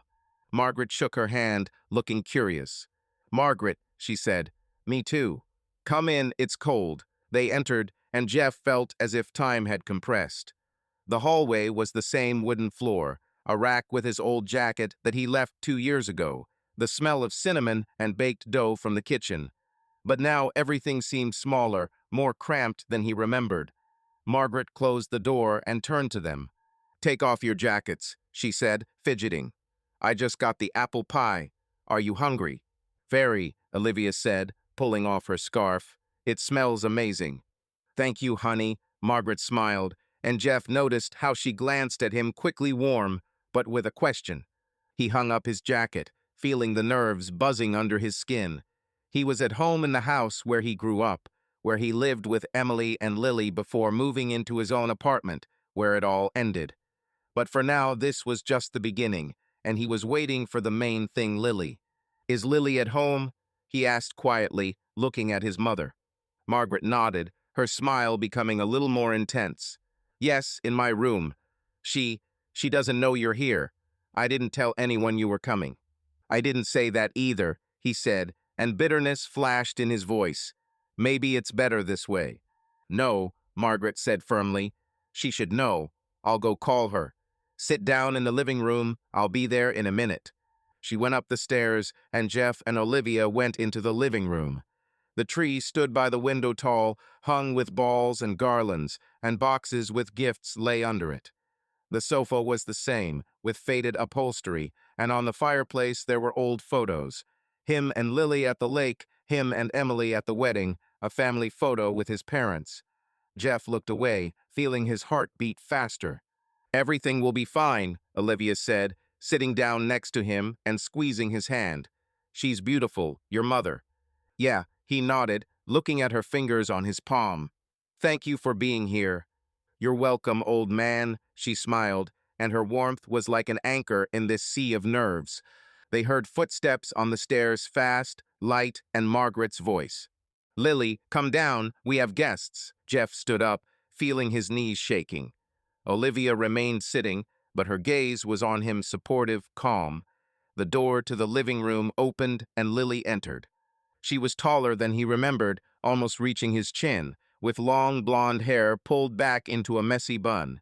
She was wearing a sweatshirt with the logo of some group and jeans, and in her hands was a phone, which she immediately dropped when she saw it. Her green eyes, his eyes widened, and for a second time froze. Dad? She said, and her voice was thin, trembling, as if she did not believe it. Hello, Lily, he said, stepping forward. It's me. She was silent, looking at him, and everything was mixed in her gaze: anger, surprise, melancholy. Margaret stood behind her, biting her lip, while Olivia held her breath. Lily clenched her fists, and Jeff saw her chin tremble. What are you? What are you doing here? She finally asked, and there was anger in her voice, but underneath there was something else, fragile. I came for Christmas, he said, trying to keep his voice even. I wanted to see you. See? She snorted, but her eyes sparkled. 2 years, Dad. You were silent for 2 years, and now you just arrived. I know, he said quietly. I was wrong. Sorry. She fell silent, looking at him, and tears flowed down her cheeks.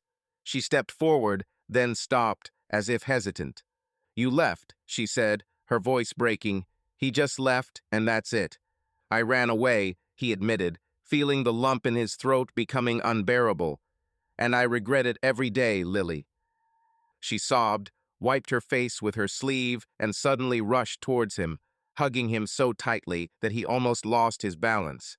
He hugged her back, feeling her warmth, her scent chamomile shampoo, like before, and tears burned his eyes. I missed you, she whispered into his shoulder, and her voice was no longer angry, but small, like that of the girl who threw stones into the lake. Me too, he said, stroking her head. More than you think. They stood there for a minute until Margaret coughed, wiping away her tears. Okay, enough of the dampness, she said, smiling. Lily, meet Olivia. She came with your father. Lily pulled away, looked at Olivia, and nodded, still sniffling. Hello, she said quietly. Hi, Lily, Olivia smiled, standing up. Glad to see you. You are beautiful, just like Dad said. Lily chuckled, but the corner of her mouth twitched.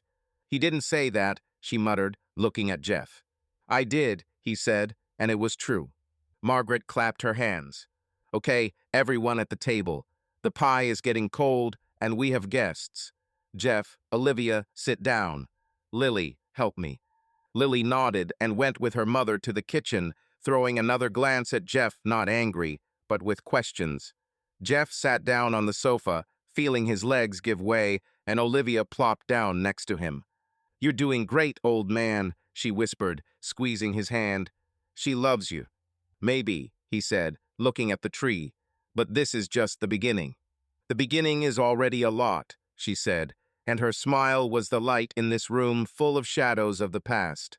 He nodded, feeling the tension release not completely, but enough. He returned home, and Lily was here, next to him.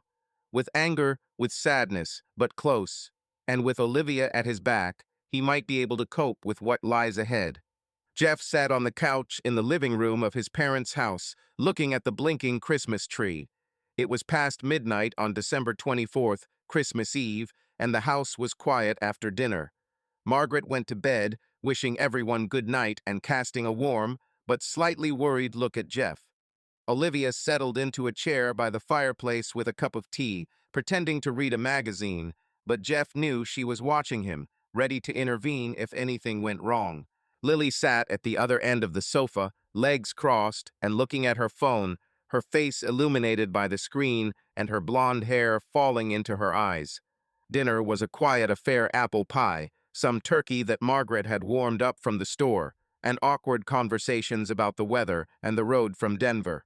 Lily hardly spoke, only answering yes or no when asked, and cast short glances at Jeff, sometimes angry, sometimes curious. Their hug in the living room when he first arrived was spontaneous, full of tears, but now the wall had grown between them again, and Jeff felt it like a cold wind. He coughed, looking at her. "Lily," he said quietly, "maybe we can talk." She froze, her fingers hovering over the phone screen. She looked up, green eyes, his eyes, and a spark flashed in them. "About what?" she asked. Her voice was sharp, but trembling. "You already said everything when you arrived."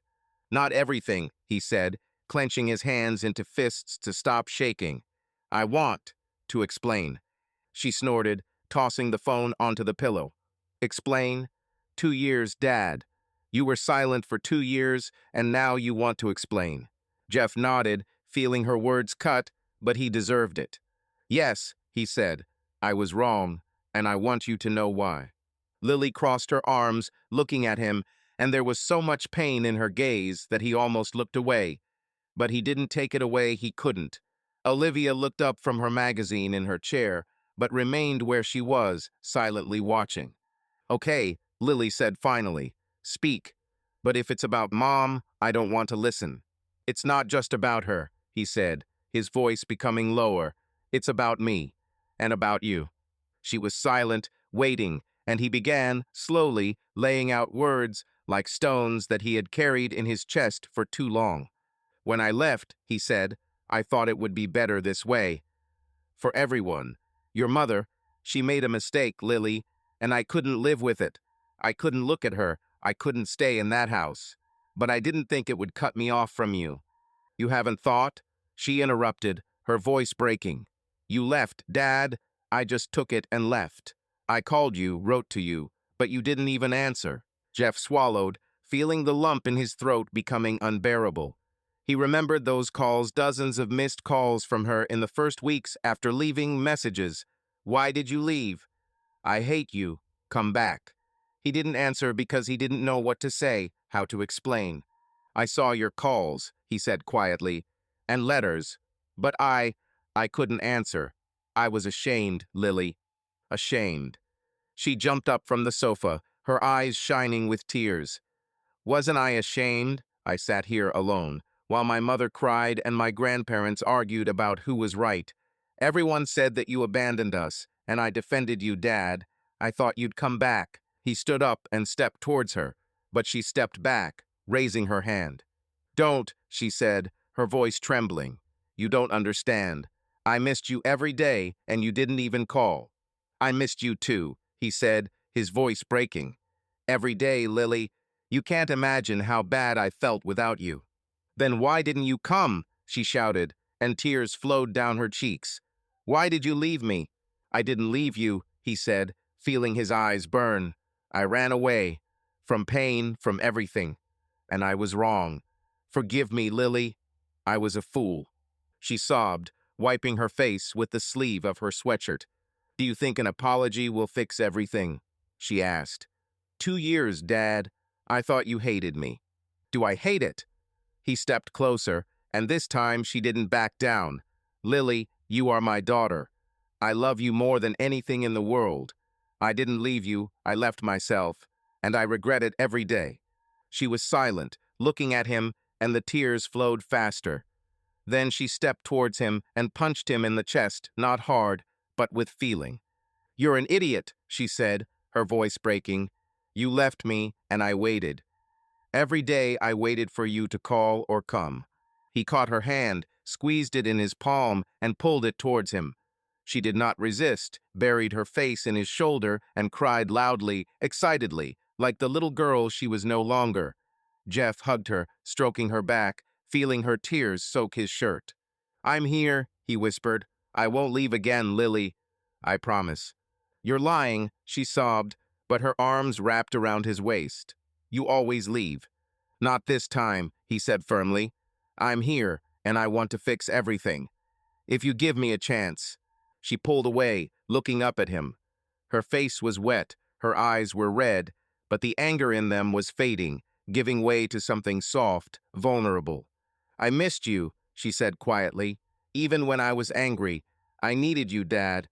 "You too," he said, and his voice trembled. "I'm sorry I was such an idiot. I want to be your father again, if you allow it." She sniffed, wiped her face with her sleeve, and nodded barely noticeable, but it was the answer. "Okay," she said, "but if you leave again, I will find you and kill you." He laughed, quietly, with relief, and wiped his tears with the back of his hand. "Agreed," he said. "You are stronger than me, I know."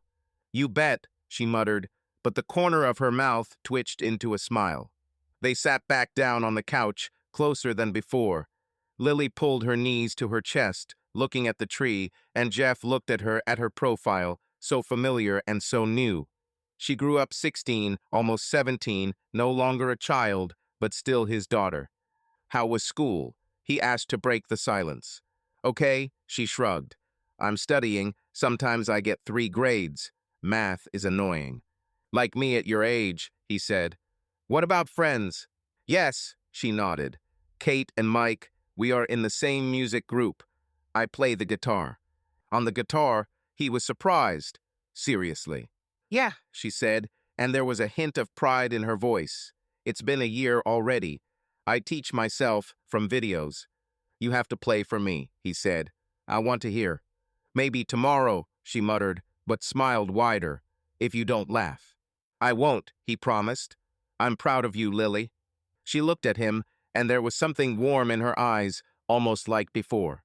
"Thank you," she said quietly, "but you're still an idiot." "I know," he nodded, and they both laughed, quietly but sincerely. Olivia looked up from the magazine in her chair and smiled, barely noticeable. She didn't interfere, didn't get up, just watched, and Jeff felt her pride not in words, but in that look. He nodded at her, almost imperceptibly, and she nodded back, returning to her tea. Lily yawned, stretched, and stood up. "I'm going to bed," she said, "tired. Where will you be?" "Here, on the sofa," he said. "Olivia is in the guest room." "Labottom," she nodded. "Good night, Dad." "Good night, Lily," he said, and her "dad" sounded like music. She went upstairs, and Jeff leaned back on the couch, feeling the tension release. The conversation was difficult, full of tears and pain, but it was a beginning. Lily gave him a chance, small, fragile, but real. He promised her he would fix everything, and for the first time in 2 years, he believed he could. Olivia stood up, walked over, and sat next to him, placing her hand on his shoulder. "You were a cool old man," she whispered. "She loves you." "I hope so," he said, looking at the tree. "Thank you for being there." "I promised," she said, smiling. "Sleep, Jeff. Tomorrow is a new day." Jeff lay down on the sofa, pulling an old blanket over him, and closed his eyes. Lily missed him as he missed her, and that was more than he could have ever dreamed of. With Olivia at his back and his daughter above him, maybe he could find his way back to his place. The morning of December 25th at Jeff's parents' house began with the smell of coffee and cinnamon. Jeff woke up on the living room couch where he had slept after his conversation with Lily, and the first thing he saw was the blinking tree, still lit with garlands. Outside, Naperville was covered in snow, white and pure, as if nature had decided to give Chicago the perfect Christmas. He sat down, rubbing his neck. The sofa was old and hard, and heard footsteps in the kitchen. Margaret was already bustling around, rattling the dishes, and Olivia's voice came from somewhere above, mixed with Lily's quiet laughter. He smiled, barely noticeable, but sincere. The conversation with Lily last night was difficult, full of tears and pain, but it left him with hope. She gave him a chance, and it was more than he expected when he came here. But today another test awaited a meeting with Emily. He agreed with her in the morning, while everyone was sleeping, sending a short message. "We need to talk. Cafe on the corner at 11. I'll bring the papers." She replied simply, "Okay." And now the clock showed 10:15, and Jeff's nerves were buzzing like tense strings. He stood up, pulled on jeans and a sweater that Margaret had left him from old supplies, and went to the kitchen. Margaret stood at the stove, frying pancakes, and Olivia and Lily sat at the table, sorting out a box of Christmas decorations. It looked like they had decided to decorate something else. "Good morning, old man," Olivia said, noticing him. "Did you get enough sleep?" "Not really," he muttered, but her smile softened his tone. "Have you already recruited Lily?" "Yeah," Lily nodded, holding a silver ball in her hands. "She said that you are lazy and won't help with the Christmas tree." "I'm not lazy," he said, sitting down at the table. "It's just that the sofa killed me." Margaret turned from the stove, holding a plate of pancakes. "Eat, Jeff," she said, placing the food in front of him. "And don't grumble. You're home, that's good." "Thank you, Mom," he said, taking the fork. He took a bite of the pancake warm, with a slight taste of cinnamon, like in childhood, and felt the warmth spreading through his chest. Lily looked at him, her green eyes calmer then. "Are you going somewhere?" she asked, noticing that he was already dressed. "Yes," he nodded, chewing. "I'll meet your mother. We need to sign the papers." She fell silent, looking down at the ball in her hands.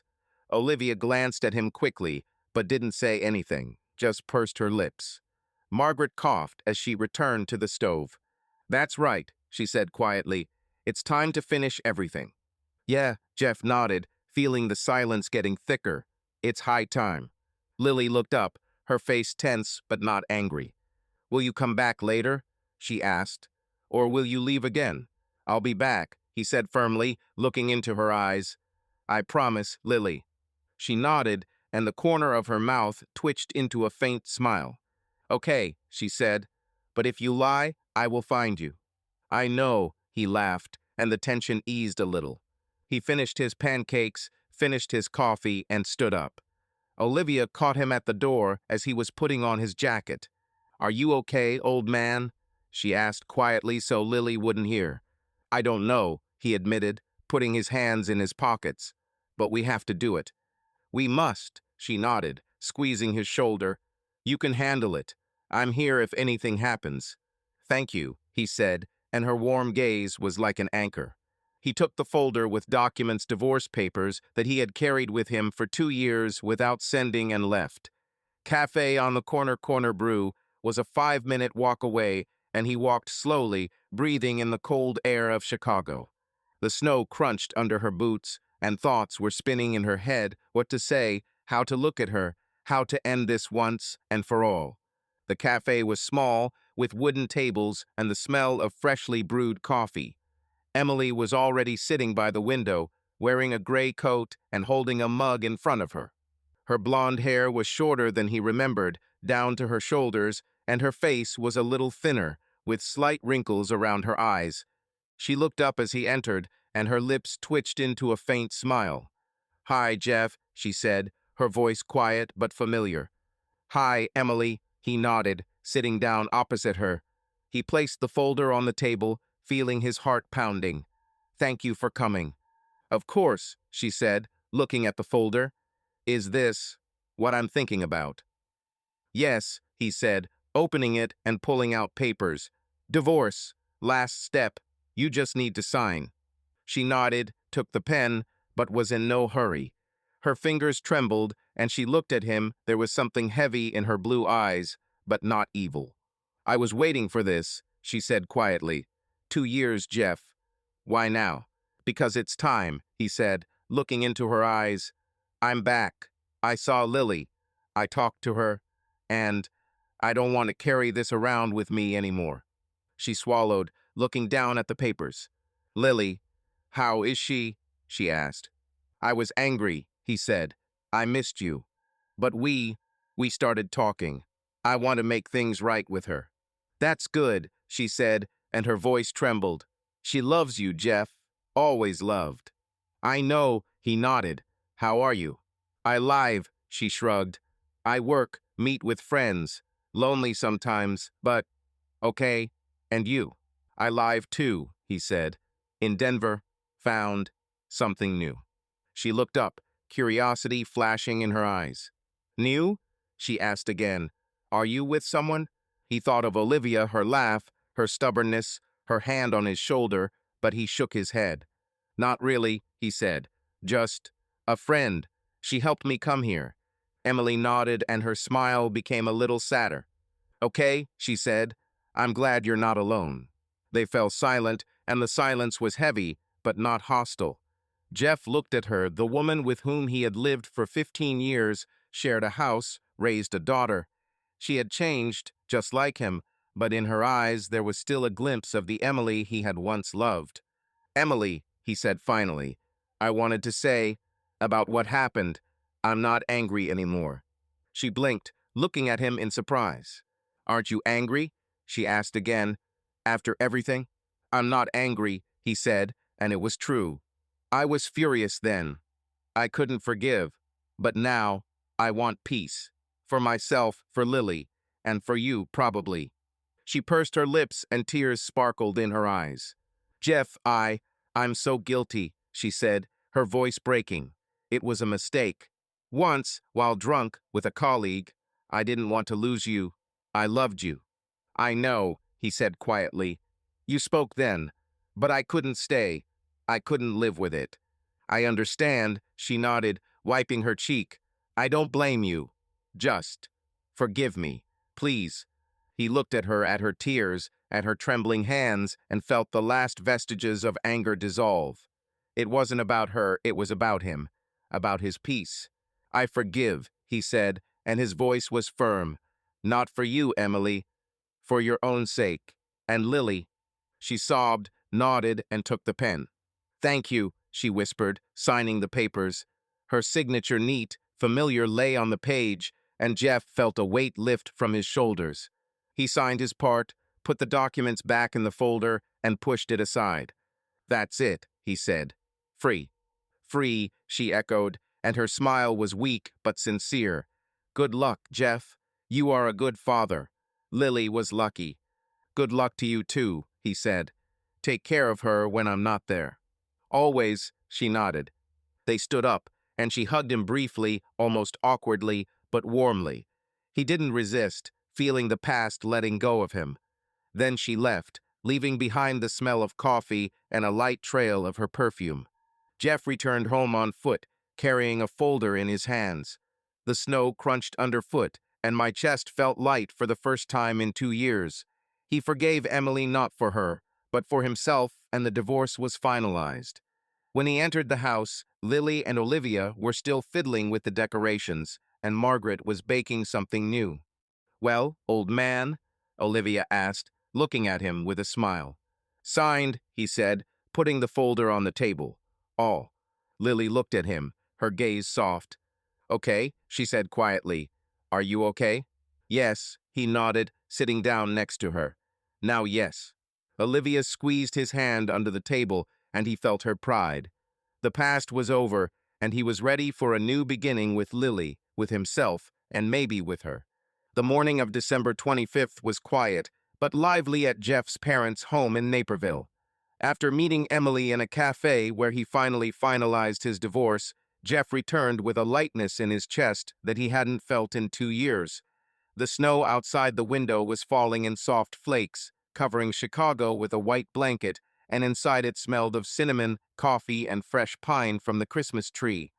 Lily sat on the couch, strumming the strings of the guitar she'd brought from her room, while Olivia helped Margaret in the kitchen, mixing cookie dough. Jeff looked at them from the doorway, feeling this house, once full of pain, become his again. Margaret noticed him and waved her hand, wiping the flour on her apron. Jeff, come here, she said. Don't stand there like a guest. Can you help? I'm not a baker, Mom, he muttered, but walked over, sitting down at the table. Olivia winked at him as she poured chocolate chips into a bowl. He doesn't even know how to do that, she told Lily, who snorted without looking up from her guitar. I'm studying, Jeff said, looking at his daughter. You promised to play, Lily.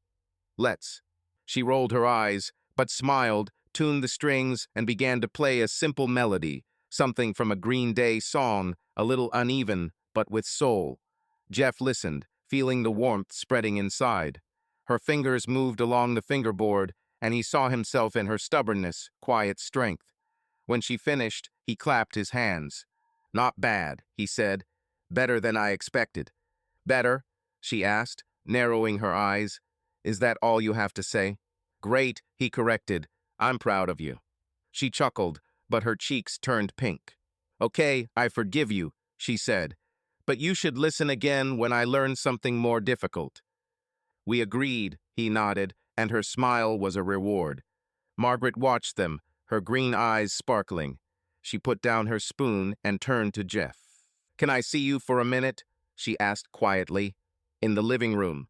He nodded, feeling a slight pang of anxiety, and followed her. Olivia gave him a supportive look, as always, and stayed with Lily, helping her put the guitar away. In the living room, Margaret sat down on the sofa, patting the seat next to her. Sit down, she said. We need to talk. Jeff sat down, looking at the tree. The garlands blinked, reflected in the balls, and he waited for what she would say, a reproach, a question, something about the past. But her voice was soft. I'm glad you're back, Jeff, she said, and that I talked to Lily. She missed you, you know. I know, he nodded. Me too. Sorry I didn't call. She shook her head, squeezing his hand. Don't apologize. I don't blame you for leaving. Then, everything was complicated. Emily was wrong, and I saw how much you were hurt. But I didn't want you to turn your back on us all. He looked at her, surprised. You stood up for her, he said, and the old resentment flashed in his voice. You all got up. I thought you thought I was guilty. No, she said firmly, looking into his eyes. I was silent because I didn't know how to get through to you. You were like a stone. You closed yourself, retreated into yourself. I wanted you to stay for Lily, but not for Emily. I never made excuses for her, Jeff. You just didn't listen then. He fell silent, digesting her words. For 2 years, he carried this resentment within himself that the family chose Emily, that he was abandoned alone. But her look, her voice said something else. I didn't know, he said finally. I thought you were all against me. Never, she said, squeezing his hand tighter. You are my son. I wanted you to be happy, and now I see that you are starting. This girl, Olivia, she's helping you, right? Yes, he nodded, and the warmth in his chest became brighter. She pulled me out, made me come here. She's good, Margaret smiled. Take care of her. And Lily, they are your family now. He nodded, feeling her words peel away another layer of old pain. Margaret stood up, patting him on the shoulder. I'll go get some cookies, she said, and you go to the girls. They are waiting. Jeff returned to the kitchen, where Lily and Olivia were already rolling out the dough, laughing at how Olivia got flour on her nose. He sat down next to him, and Lily poked him in the side. Help, she said. Or are you lazy again? Don't be lazy, he muttered, taking the star-shaped mold. I'm studying. Christmas passed in this warmth, games, food, laughter. They baked cookies, played cards, where Lily beat everyone with a cry of triumph and ate the turkey Margaret took out of the oven. Olivia fit in easily joking with Lily, helping Margaret, teasing Jeff when he lost at Monopoly. Lily opened gifts, guitar strings from her grandmother, a photo book from Olivia with her pictures, a sweater from Jeff, which he bought in Denver at the last minute. She hugged him, muttering, "Thank you," and he felt her warmth healing old wounds. That evening, after Lily had gone to bed and Olivia was helping Margaret clear the table, Jeff walked out into the yard, looking at the snow-covered oak tree. He thought about the day, about Lily, about his mother, about Emily's forgiveness. This was more than he could have dreamed of when he came here. Olivia followed him out, wrapped in a scarf, and stood next to him. Well, old man, how was Christmas? She asked, her breath swirling in the cold air. Better than I thought, he said, looking at her. Thanks for dragging me. You're welcome, she smiled. You did great, Jeff. The family is happy to see you." "Maybe," he nodded. "How are you? Are you tired of us?" "No," she said, looking at the stars. "I like it here, but I feel a little strange. Tired or something." "Strange?" he asked, frowning. "Are you okay?" "Yes," she nodded. I don't know. Maybe the road was exhausting. It will pass." He nodded, but her words stuck in his head. They returned to the house, and Margaret hugged Olivia a little longer than usual as she walked them to the car the next morning. "Take care of yourself, honey," she said, looking at her slyly. "And him. Sounds like you're not too old to start something new, Jeff." She winked, and Jeff and Olivia looked at each other, not understanding. What did she mean? He asked when they got into the car. "I don't know," Olivia shrugged, but her cheeks turned pink. Old people love riddles. The drive back to Denver was quieter. They were tired, but they talked about Christmas, about Lily, about how Jeff would call her more often now. Olivia was dozing in the passenger seat, and Jeff looked at her, feeling something grow within him: love, gratitude, hope. Her words about feeling strange were spinning in her head, and Margaret's hint began to form into a vague thought. When they returned to Denver on December 27th, Olivia insisted on taking the test, just in case, she said, laughing but with a slight tremor in her voice. Jeff waited in her apartment, sitting on the couch while she was in the bathroom. 5 minutes later, she came out holding the test in her hands, her eyes wide and her lips trembling. "Positive," she said quietly. "Jeff, I'm pregnant." He froze, looking at her, and the world seemed to stop. Pregnant? Olivia, his Olivia, with the baby, his child. He stood up, stepped towards her, and the words came out of their own accord. "Are you serious?" "Yes," she nodded, and tears sparkled in her eyes. Are you? Are you happy? Are you glad?" he asked again, and suddenly laughed loudly, with relief and happiness. "Olivia, I'm shocked. But yes, I'm glad. Hell yes." She laughed in response, rushed to him, and he hugged her, feeling her warmth, her trembling. They stood there, laughing and crying, until he pulled away, looking into her eyes. "We can handle it," he said. "Together." "Together," she nodded, and her smile was light. They sat on the sofa, holding hands, and talked about the future, about the child, about how to tell Lily. Jeff imagined her with a guitar, welcoming her younger brother or sister, and his heart sank with happiness. He, once broken and alone, now had a family: Lily, Olivia, the child they were expecting. The past is gone, leaving room for the new. Outside the window, Denver sparkled with lights. Snow fell quietly, and Jeff realized that this was his new start. With Olivia by his side, Lily in his heart, and a future he no longer feared, he was truly home for the first time in years.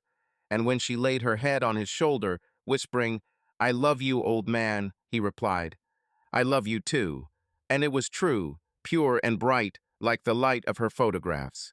Subscribe to our channel so that your love doesn't cheat on you, and go ahead and listen to the next story, because this story is nothing compared to the next one. If you're under 18, don't even think, click to the next one.